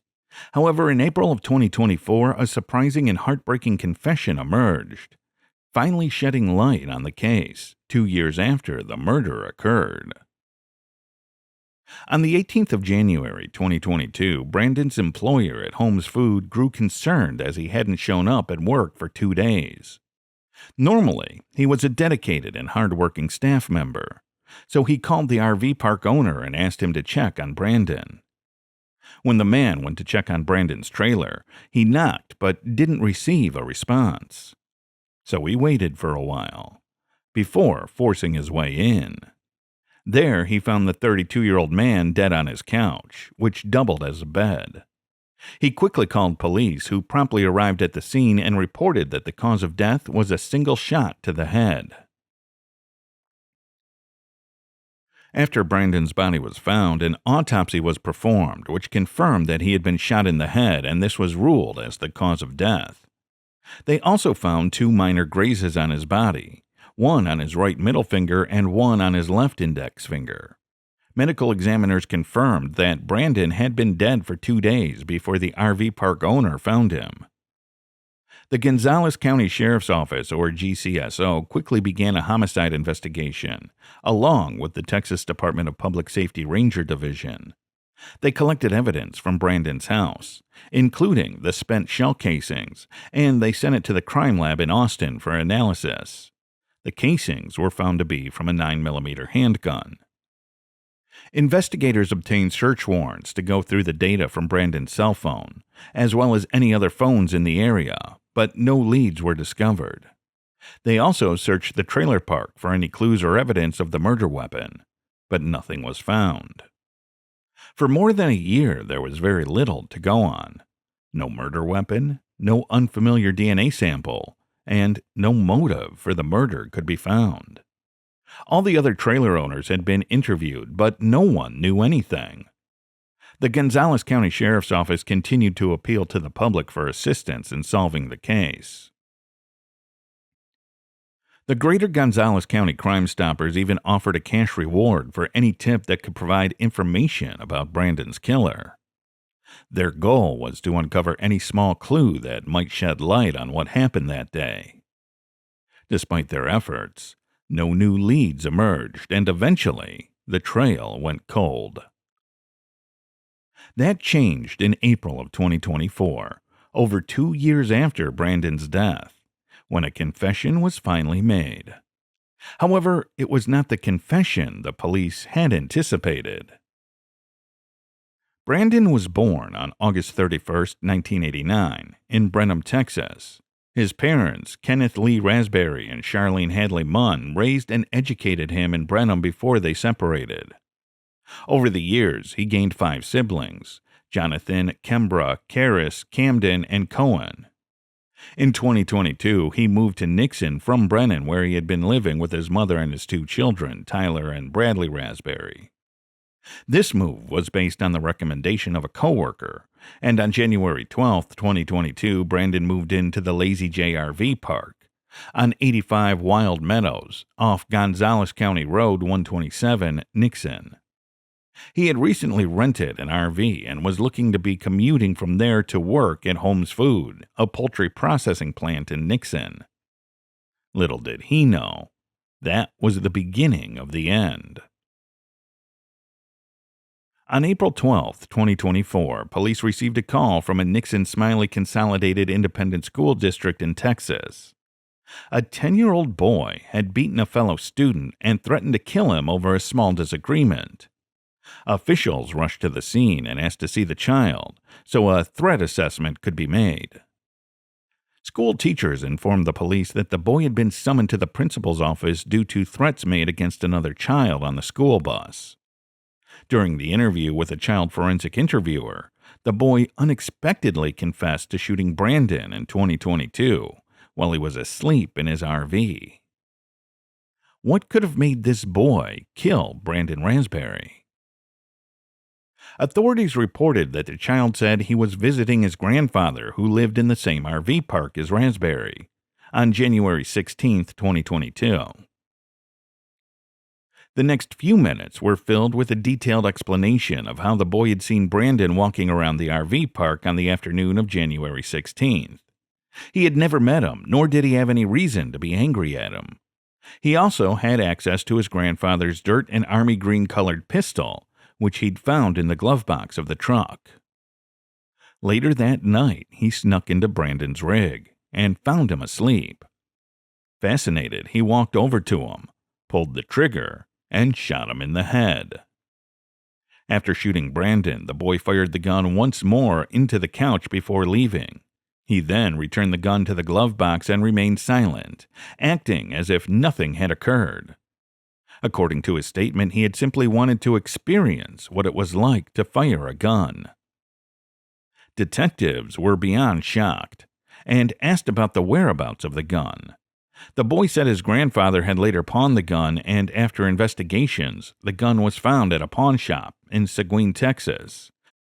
On April 17th, the shell casings found at the crime scene were tested and compared with the gun using the National Integrated Ballistic Information Network. To everyone's surprise, the test results showed the 9mm gun was the weapon used to kill Brandon Rasberry. The grandfather was questioned, and he denied any involvement in the murder. According to him, he never suspected it had been used to commit a crime. At the time of the murder, the boy was 7 years old, just a week away from his 8th birthday, and this shocked investigators, especially due to the legal challenges involved. According to Texas law, children under the age of 10 cannot be held criminally responsible for their actions toward anyone. Gonzales County deputies say the boy shot and killed Brandon Rasberry in 2022, but because of Texas law, the boy will not be facing any charges. This was because the state still considered them incapable of making well-thought-out decisions. Based on this, no murder charges were filed against the boy for Brandon's death, and he was placed in emergency detention for 72 hours. After this, he was taken to a psychiatric hospital in San Antonio for monitoring due to the severity of his actions. When he was released, a terrorist threat charge was filed against him at the Gonzales County Sheriff's Office due to his actions against his classmate on the school bus. The boy was placed in detention again by the Gonzales County Juvenile Probation to await his court date at a later time.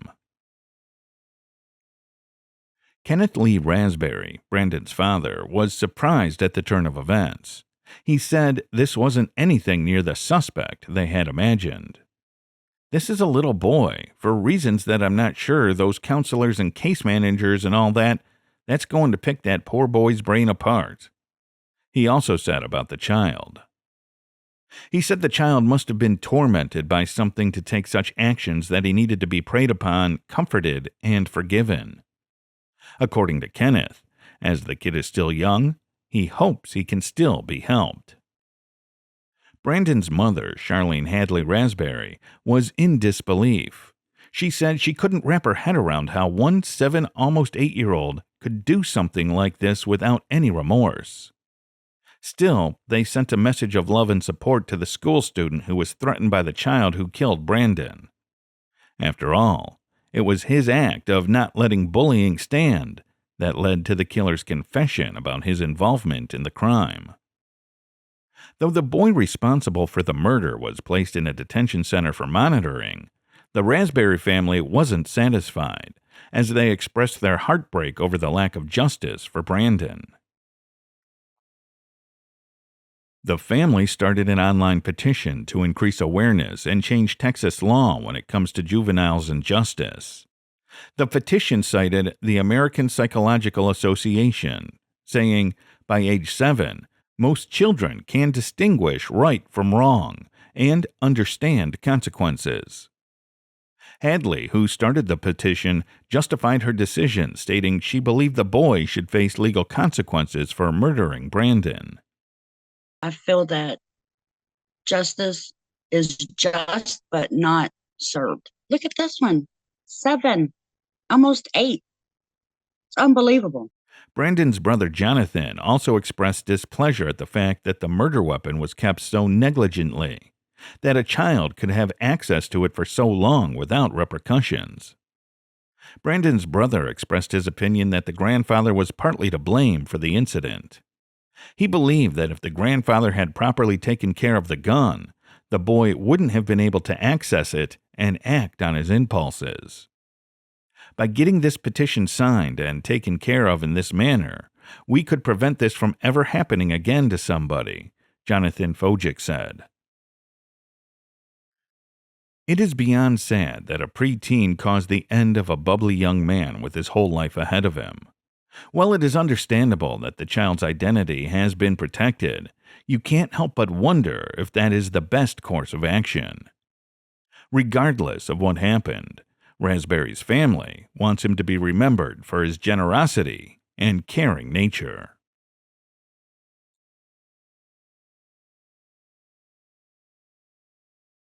In the quiet suburban streets of Moorpark, California, an unsettling discovery was made on April 16, 2004.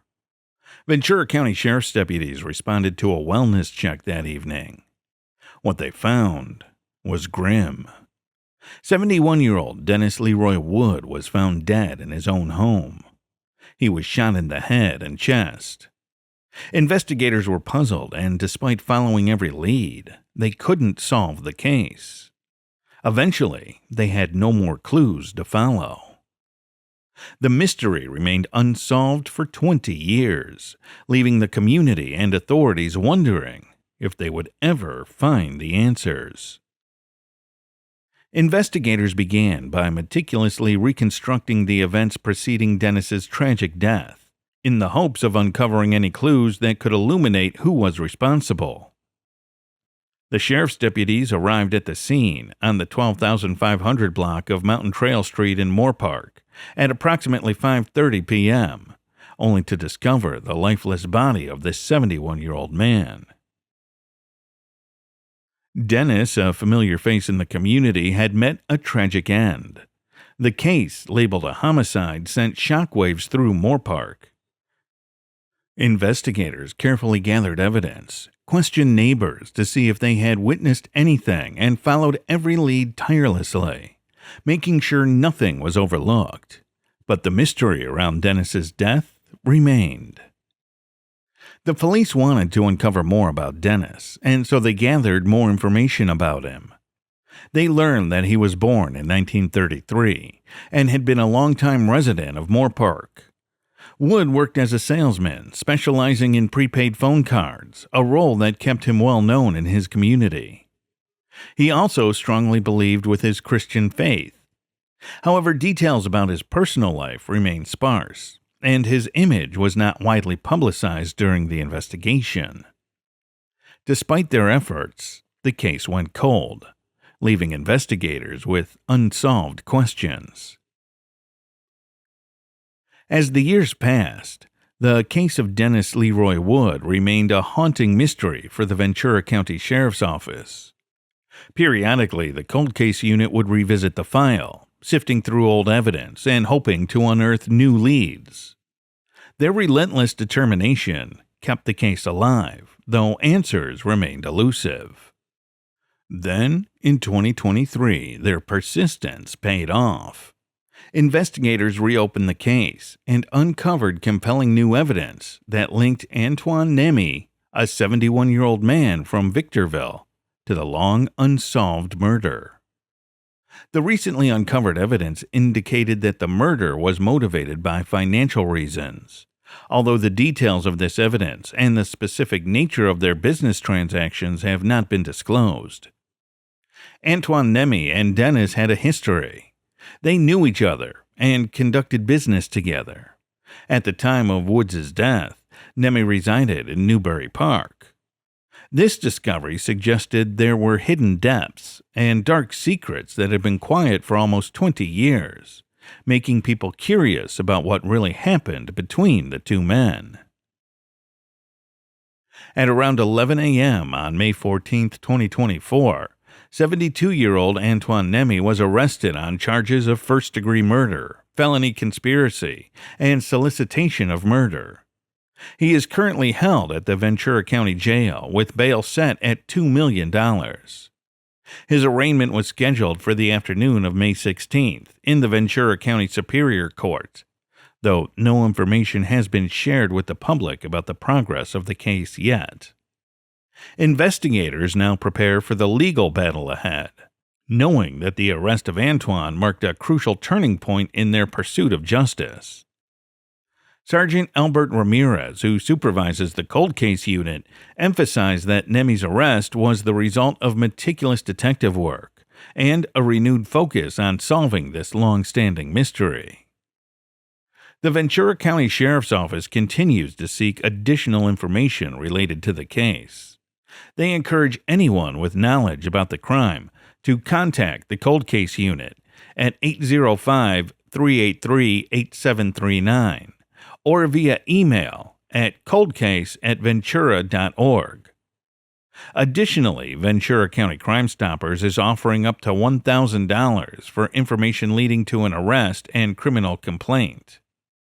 Informants can remain anonymous by calling 800-222-TIPS or 8477. With the investigation still active, authorities hope to uncover further details and secure justice for the victim.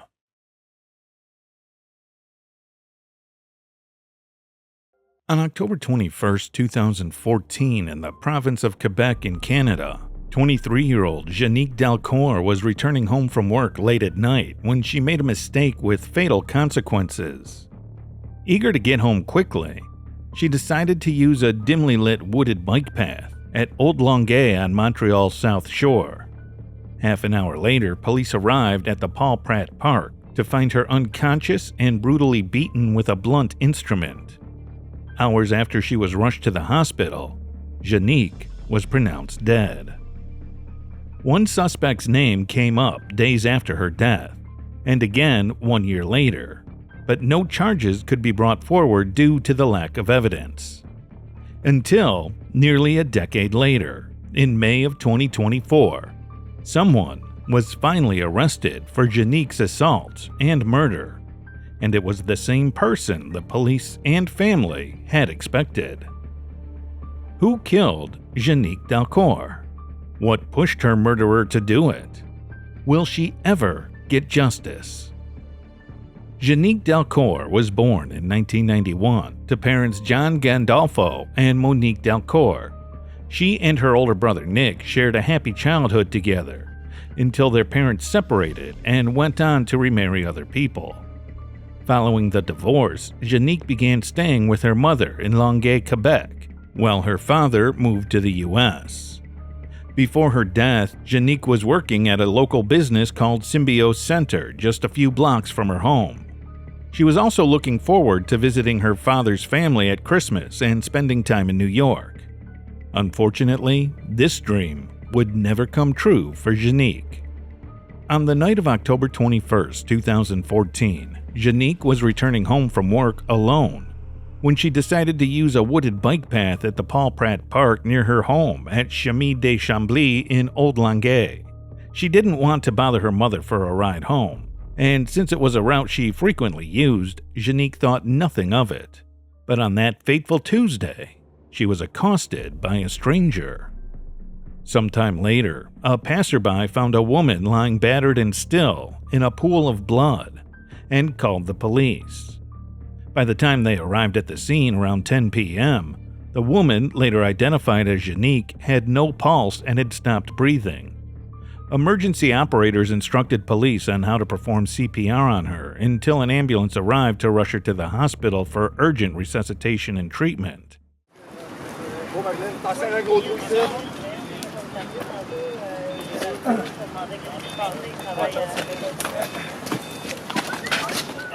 However, Jenique's vital signs kept fading, and she died in the early hours of October 22nd.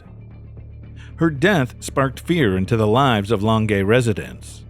It wasn't the first time a woman had been attacked, but the horrifying nature of Jenique's death was appalling.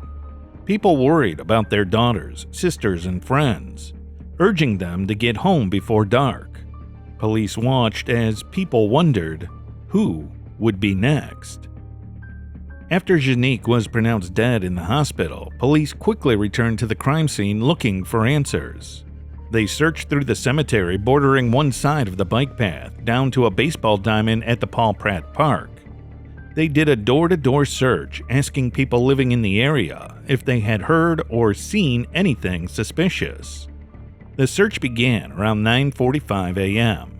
and wrapped up at around 3 p.m. But nothing was found, not even the murder weapon. A witness reported having seen two people running away from the scene before police arrived. They were later caught and questioned, but they weren't involved in the crime. The autopsy of Jenique's body revealed major trauma to the head. Investigators believed Jenique had been hit on the head repeatedly with a blunt instrument, possibly a steel bar. She had also been assaulted, with DNA evidence found on her clothes. On October 25, 2014, a suspect was arrested in connection with Jenique's death.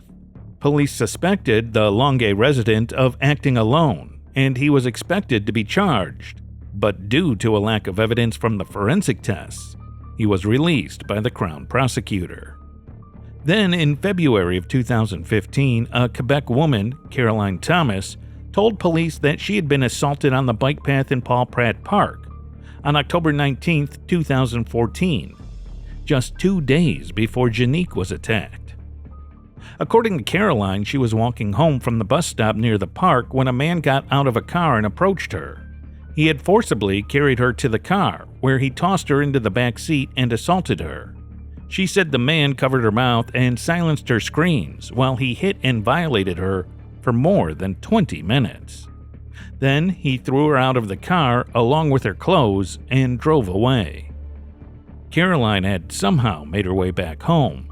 Then, early the next morning, she had gone into the Montreal police station near her work to make a report. Unfortunately, her report wasn't taken seriously and transferred to the Longueuil police. She recounted with dismay how the police had asked her a series of inappropriate questions and made her ordeal worse. She also said the police had mentioned calling her back to make a sketch of the suspect, but that had never happened. Longueuil police, however, maintained that Caroline's assault case was taken care of, and there was nothing more to be done. But Caroline was distraught that she wasn't believed, especially after Jenique was attacked in the same vicinity 48 hours later. Caroline felt certain it was her assaulter who had murdered Jenique, and if the police had been more serious, the young woman might not have died. Jenique's family also expressed frustration at the lack of information about the case from the police and the Crown prosecutor. They explained they had learned more about Jenique's murder case from the news than from the authorities, making them feel overlooked. Then, in late 2015, nearly a year after Jenique's murder, new evidence was found. but the police refused to disclose details to the public. They only maintained it was forensic records that were crucial to the case, but still it wasn't sufficient to make an arrest for her murder. Until years later, in 2024. On May 14, 2024, nearly 10 years after Jenique's brutal attack, police arrested Michael McDuff Jalbert for her murder. The 35-year-old man was quickly charged to the Longueuil courtroom on counts of first-degree murder.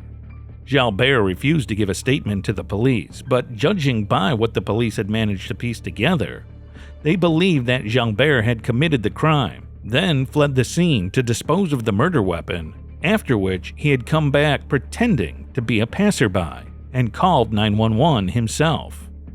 Longueuil Police Chief Inspector Pierre Duquette said that the arrest was made after a huge effort from the cold case department that was overseeing the investigation. He refused to give specific details as to what helped them pin the suspect, but he admitted that certain forensic science methods had advanced the case and retrieved new DNA, which allowed them to charge Jalbert for the murder. According to the police, Jalbert, who was 26 years old at the time of the murder, was the one who had alerted police to Jenique's beaten body that night. He was also the suspect who had initially been arrested days after Jenique's murder, but later released due to lack of evidence. However, no conclusive evidence was found to link him to Caroline's assault, so her case was closed. Jalbert was ordered to remain in police custody until the next court hearing, scheduled for July 19, 2024. So far, no new developments have occurred in the case. Now that the case was solved, Jenique's parents expressed their anger that their daughter had been unfairly and brutally murdered by a sick individual. Her father, John Gandolfo, told reporters that though nothing would bring his daughter back, he is glad that her killer will finally be punished. Jenique's older brother, Nick Gandolfo, recounted how his sister was a kind and happy woman who had brought positivity wherever she went. 1 year after Jenique's death, a small commemorative cross and plaque were erected in her memory near the spot in Paul Pratt Park where she was assaulted. Over the years, Longueuil residents would often gather at the bike path for a vigil to remember Jenique by lighting candles and leaving flowers. Some even participated in a 5-kilometer walk as a tribute to her memory. In 2015, Jenique's mother, Jenique Delcourt, started an online petition to help the family members of murdered victims get financial support for psychological treatment and therapy. The mother of a murdered 23-year-old woman says the government isn't doing enough to support victims of crime. That's why Jenique Delcourt has started an online petition. Her daughter Jenique was attacked and killed almost a year ago in Longueuil. Under Quebec law, she wasn't considered a victim since she wasn't at the scene, which Jenique considered unfair. Her plea was later resolved, but to this day, she recounts how difficult it is for her to sleep peacefully, especially when she has 2 more daughters who also have to work.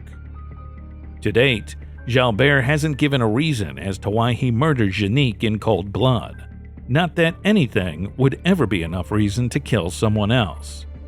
Still, one can't help but wonder if the police have any regrets for not keeping him in custody when he was first arrested back in 2014. Regardless, Jenique's family will continue to remember her as a bright and beautiful young woman who had her whole life in front of her before being robbed of it.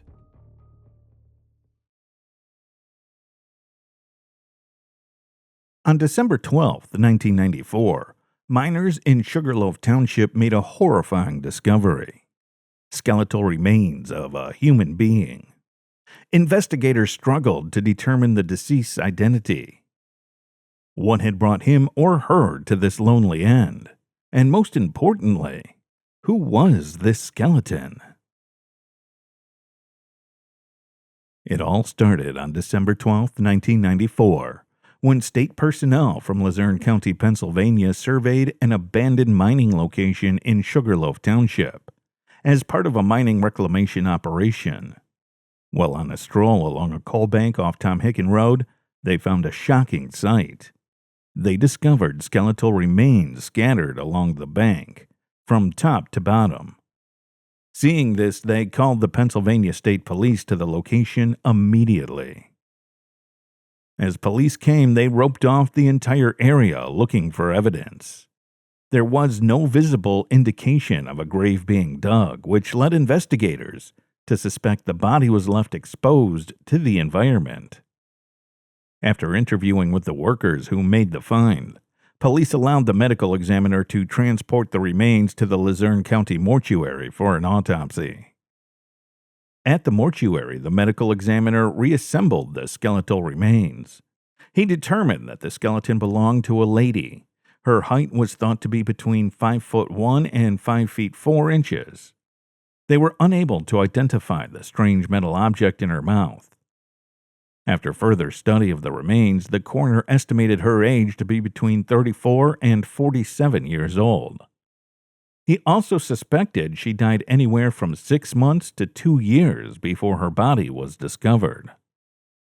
Exposure to the elements in the mine increased the breakdown process. The autopsy also revealed other details that could assist the investigative team. The medical examiner found that she was medium built and most likely right-handed after inspecting her bone structure further. He also mentioned that she had arthritis in her back and leg, which could have altered her steps. There were also indications that she had given birth to at least one child. Aside from that, there was no way to determine the cause of death. Alongside the corpses, some clothing had also been discovered. These were gold or yellow shirts that said, "Kiss my ass, I'm on vacation," a boy's size 6 British night shoe, a pair of light-colored McGregor sweatpants, and Hanes Herway underwear. Investigators received these descriptions and added the information into a database for missing persons. There were no fresh leads found in a statewide information search, and it seemed the woman had not been reported missing. Since there was no official method to identify the remains, she became known as the Sugarloaf Jane Doe. After 2 years, in 1996, forensic artist Frank Bender created a clay sculpture depicting potential face features based on his analysis of Jane Doe's bones. These pictures were entered into the Pennsylvania State Police database because the investigators thought they could help in identifying their Jane Doe.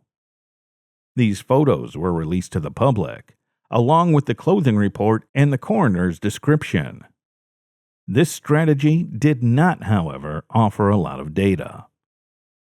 To little success, investigators attempted to compare their Jane Doe case with the fresh missing person cases that were brought into the police station.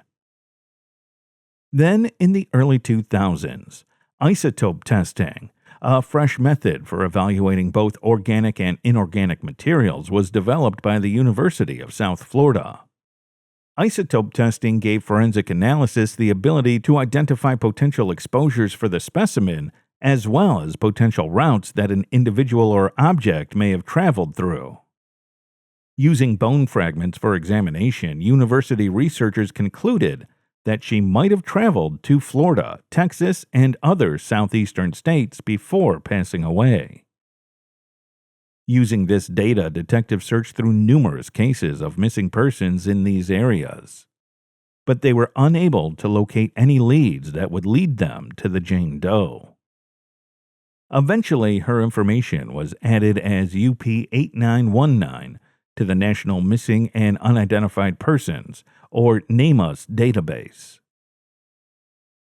Around 2005, investigators adopted a different strategy, because this was the period where technology was developing rapidly. A far more advanced computer-generated image of the Sugarloaf Jane Doe was made and shared with the public and media, using the new DNA profile of her and Bender's clay sculpture. A reward for any information had also been offered by the police. Despite the tips they received, they were unable to solve the Sugarloaf Jane Doe mystery.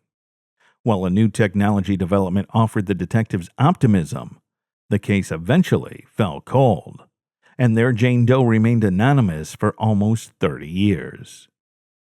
Then, in 2020, 15 years later, genetic genealogy testing was rapidly gaining traction.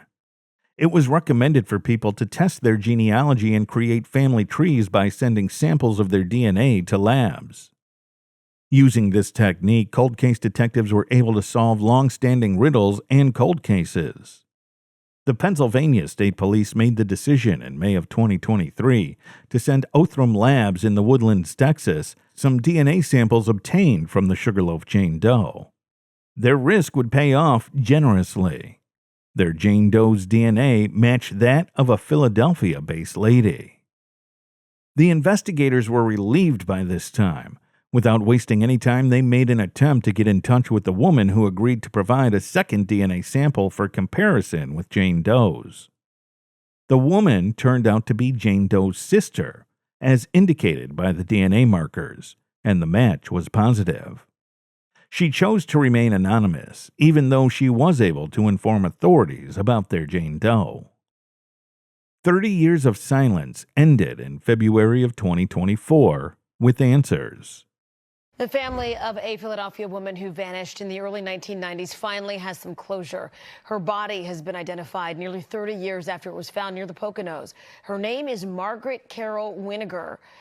Margaret's remains were found in Sugarloaf Township back in December 1994. Up until now, she was known as Sugarloaf Jane Doe.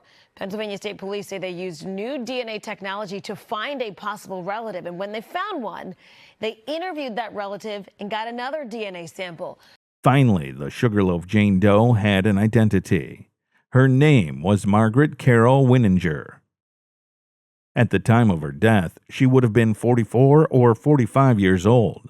She was born on September 5, 1948 in Hazleton, Pennsylvania, and joined West Hazleton High School from 1965 to 1966. Her mother was a stay-at-home mom, while her father managed the greens at the Pennsylvania Valley Country Club. Margaret's sister enlisted in the Women's Army Corps shortly after her parents divorced in 1965. Margaret's sister reported that following their parents' divorce, the two of them had struck out on their own. They did stay in touch, although it too got less regular with time. Margaret had been living with family in Northeast Philadelphia when she was last in contact with her in the early 1990s. Margaret's family had contacted the police when she disappeared, but their efforts gave no results, and the matter was closed. Since Margaret's sister had not been as involved in her sister's adult life, there wasn't much more that Margaret's sister could provide the investigators. Although Margaret's identity closed a chapter in the Sugarloaf Jane Doe case, detectives are still looking into how she died. Anyone with knowledge about Margaret is asked to come forward, especially if they may have known her in the late 1990s. Trooper Brian Knoll of the Pennsylvania State Police Troop Criminal Investigation Unit can be reached at 570-220-8475 by anyone with information. This case shows the dedication of investigators and the power of new technology in solving old mysteries. Her story reminds us of many others who still wait to be identified and given justice.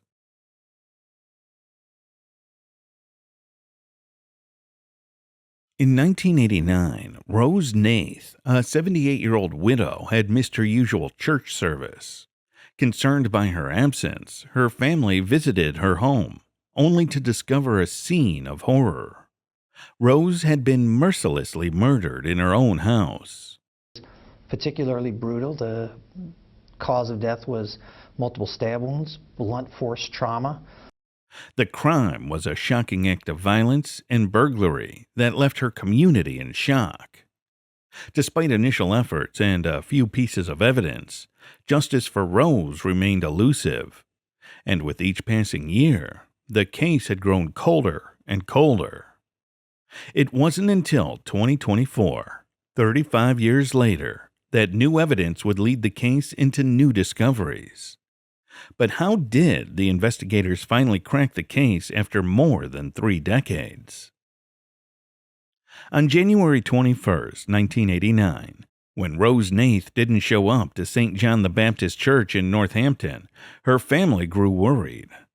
Her nephew went to check on her, but his worst fears came true when he arrived at Rose's home on the 2600 block of 2nd Street in the Copley section in North Whitehall Township, Pennsylvania, and discovered her body.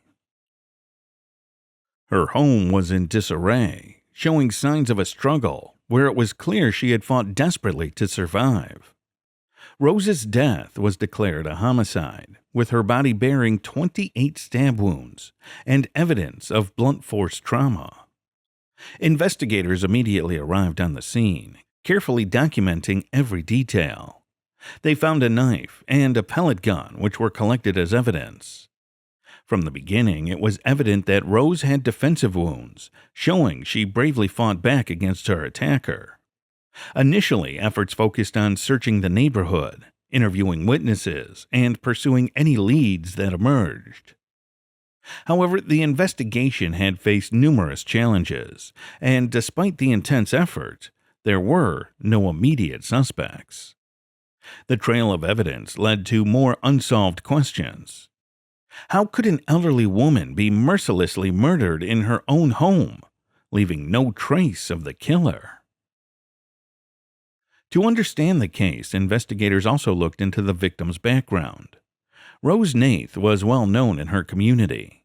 She had retired from the D&D shirt factory and lived a quiet life in North Whitehall Township after her husband Michael passed away.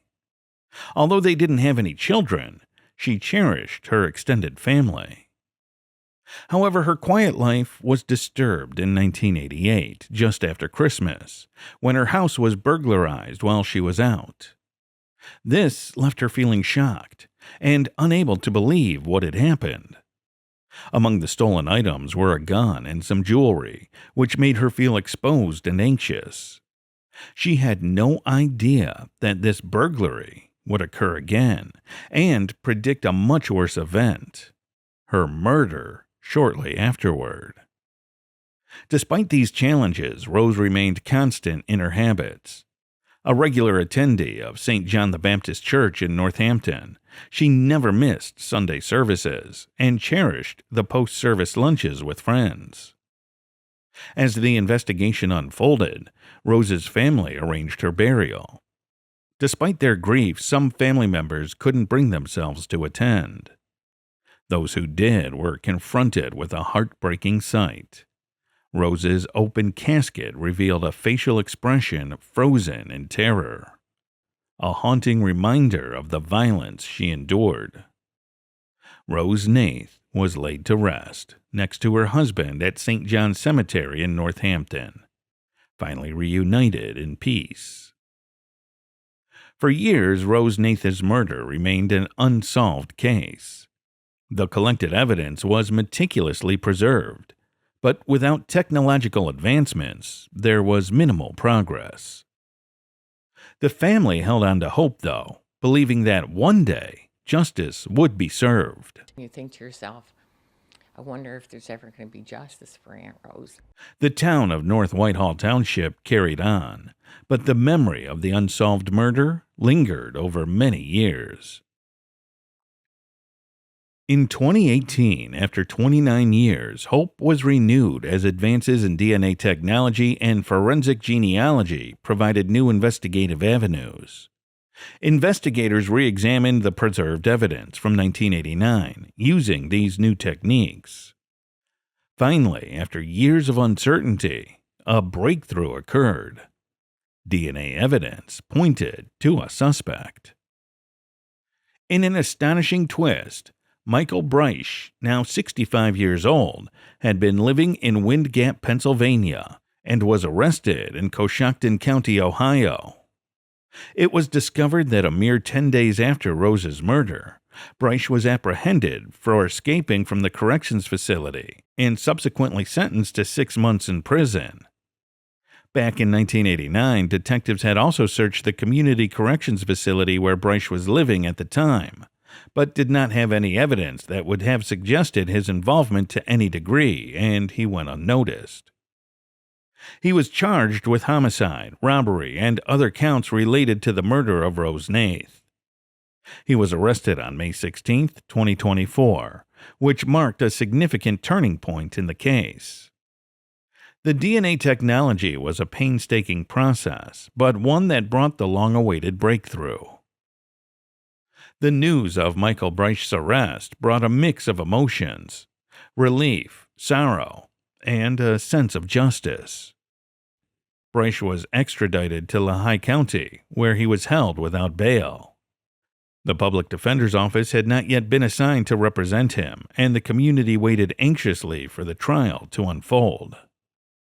The trial date approached, and the evidence against Breisch was compelling, with DNA linking him to the crime scene.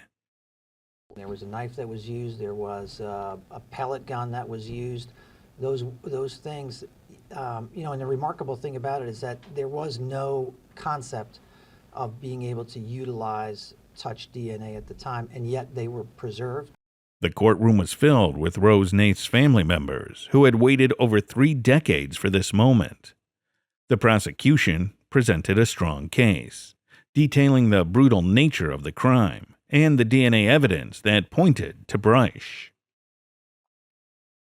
After Michael Breisch was apprehended in Wind Gap, Ohio on May 16th, he was extradited to Pennsylvania and held without bail at Lehigh County Jail.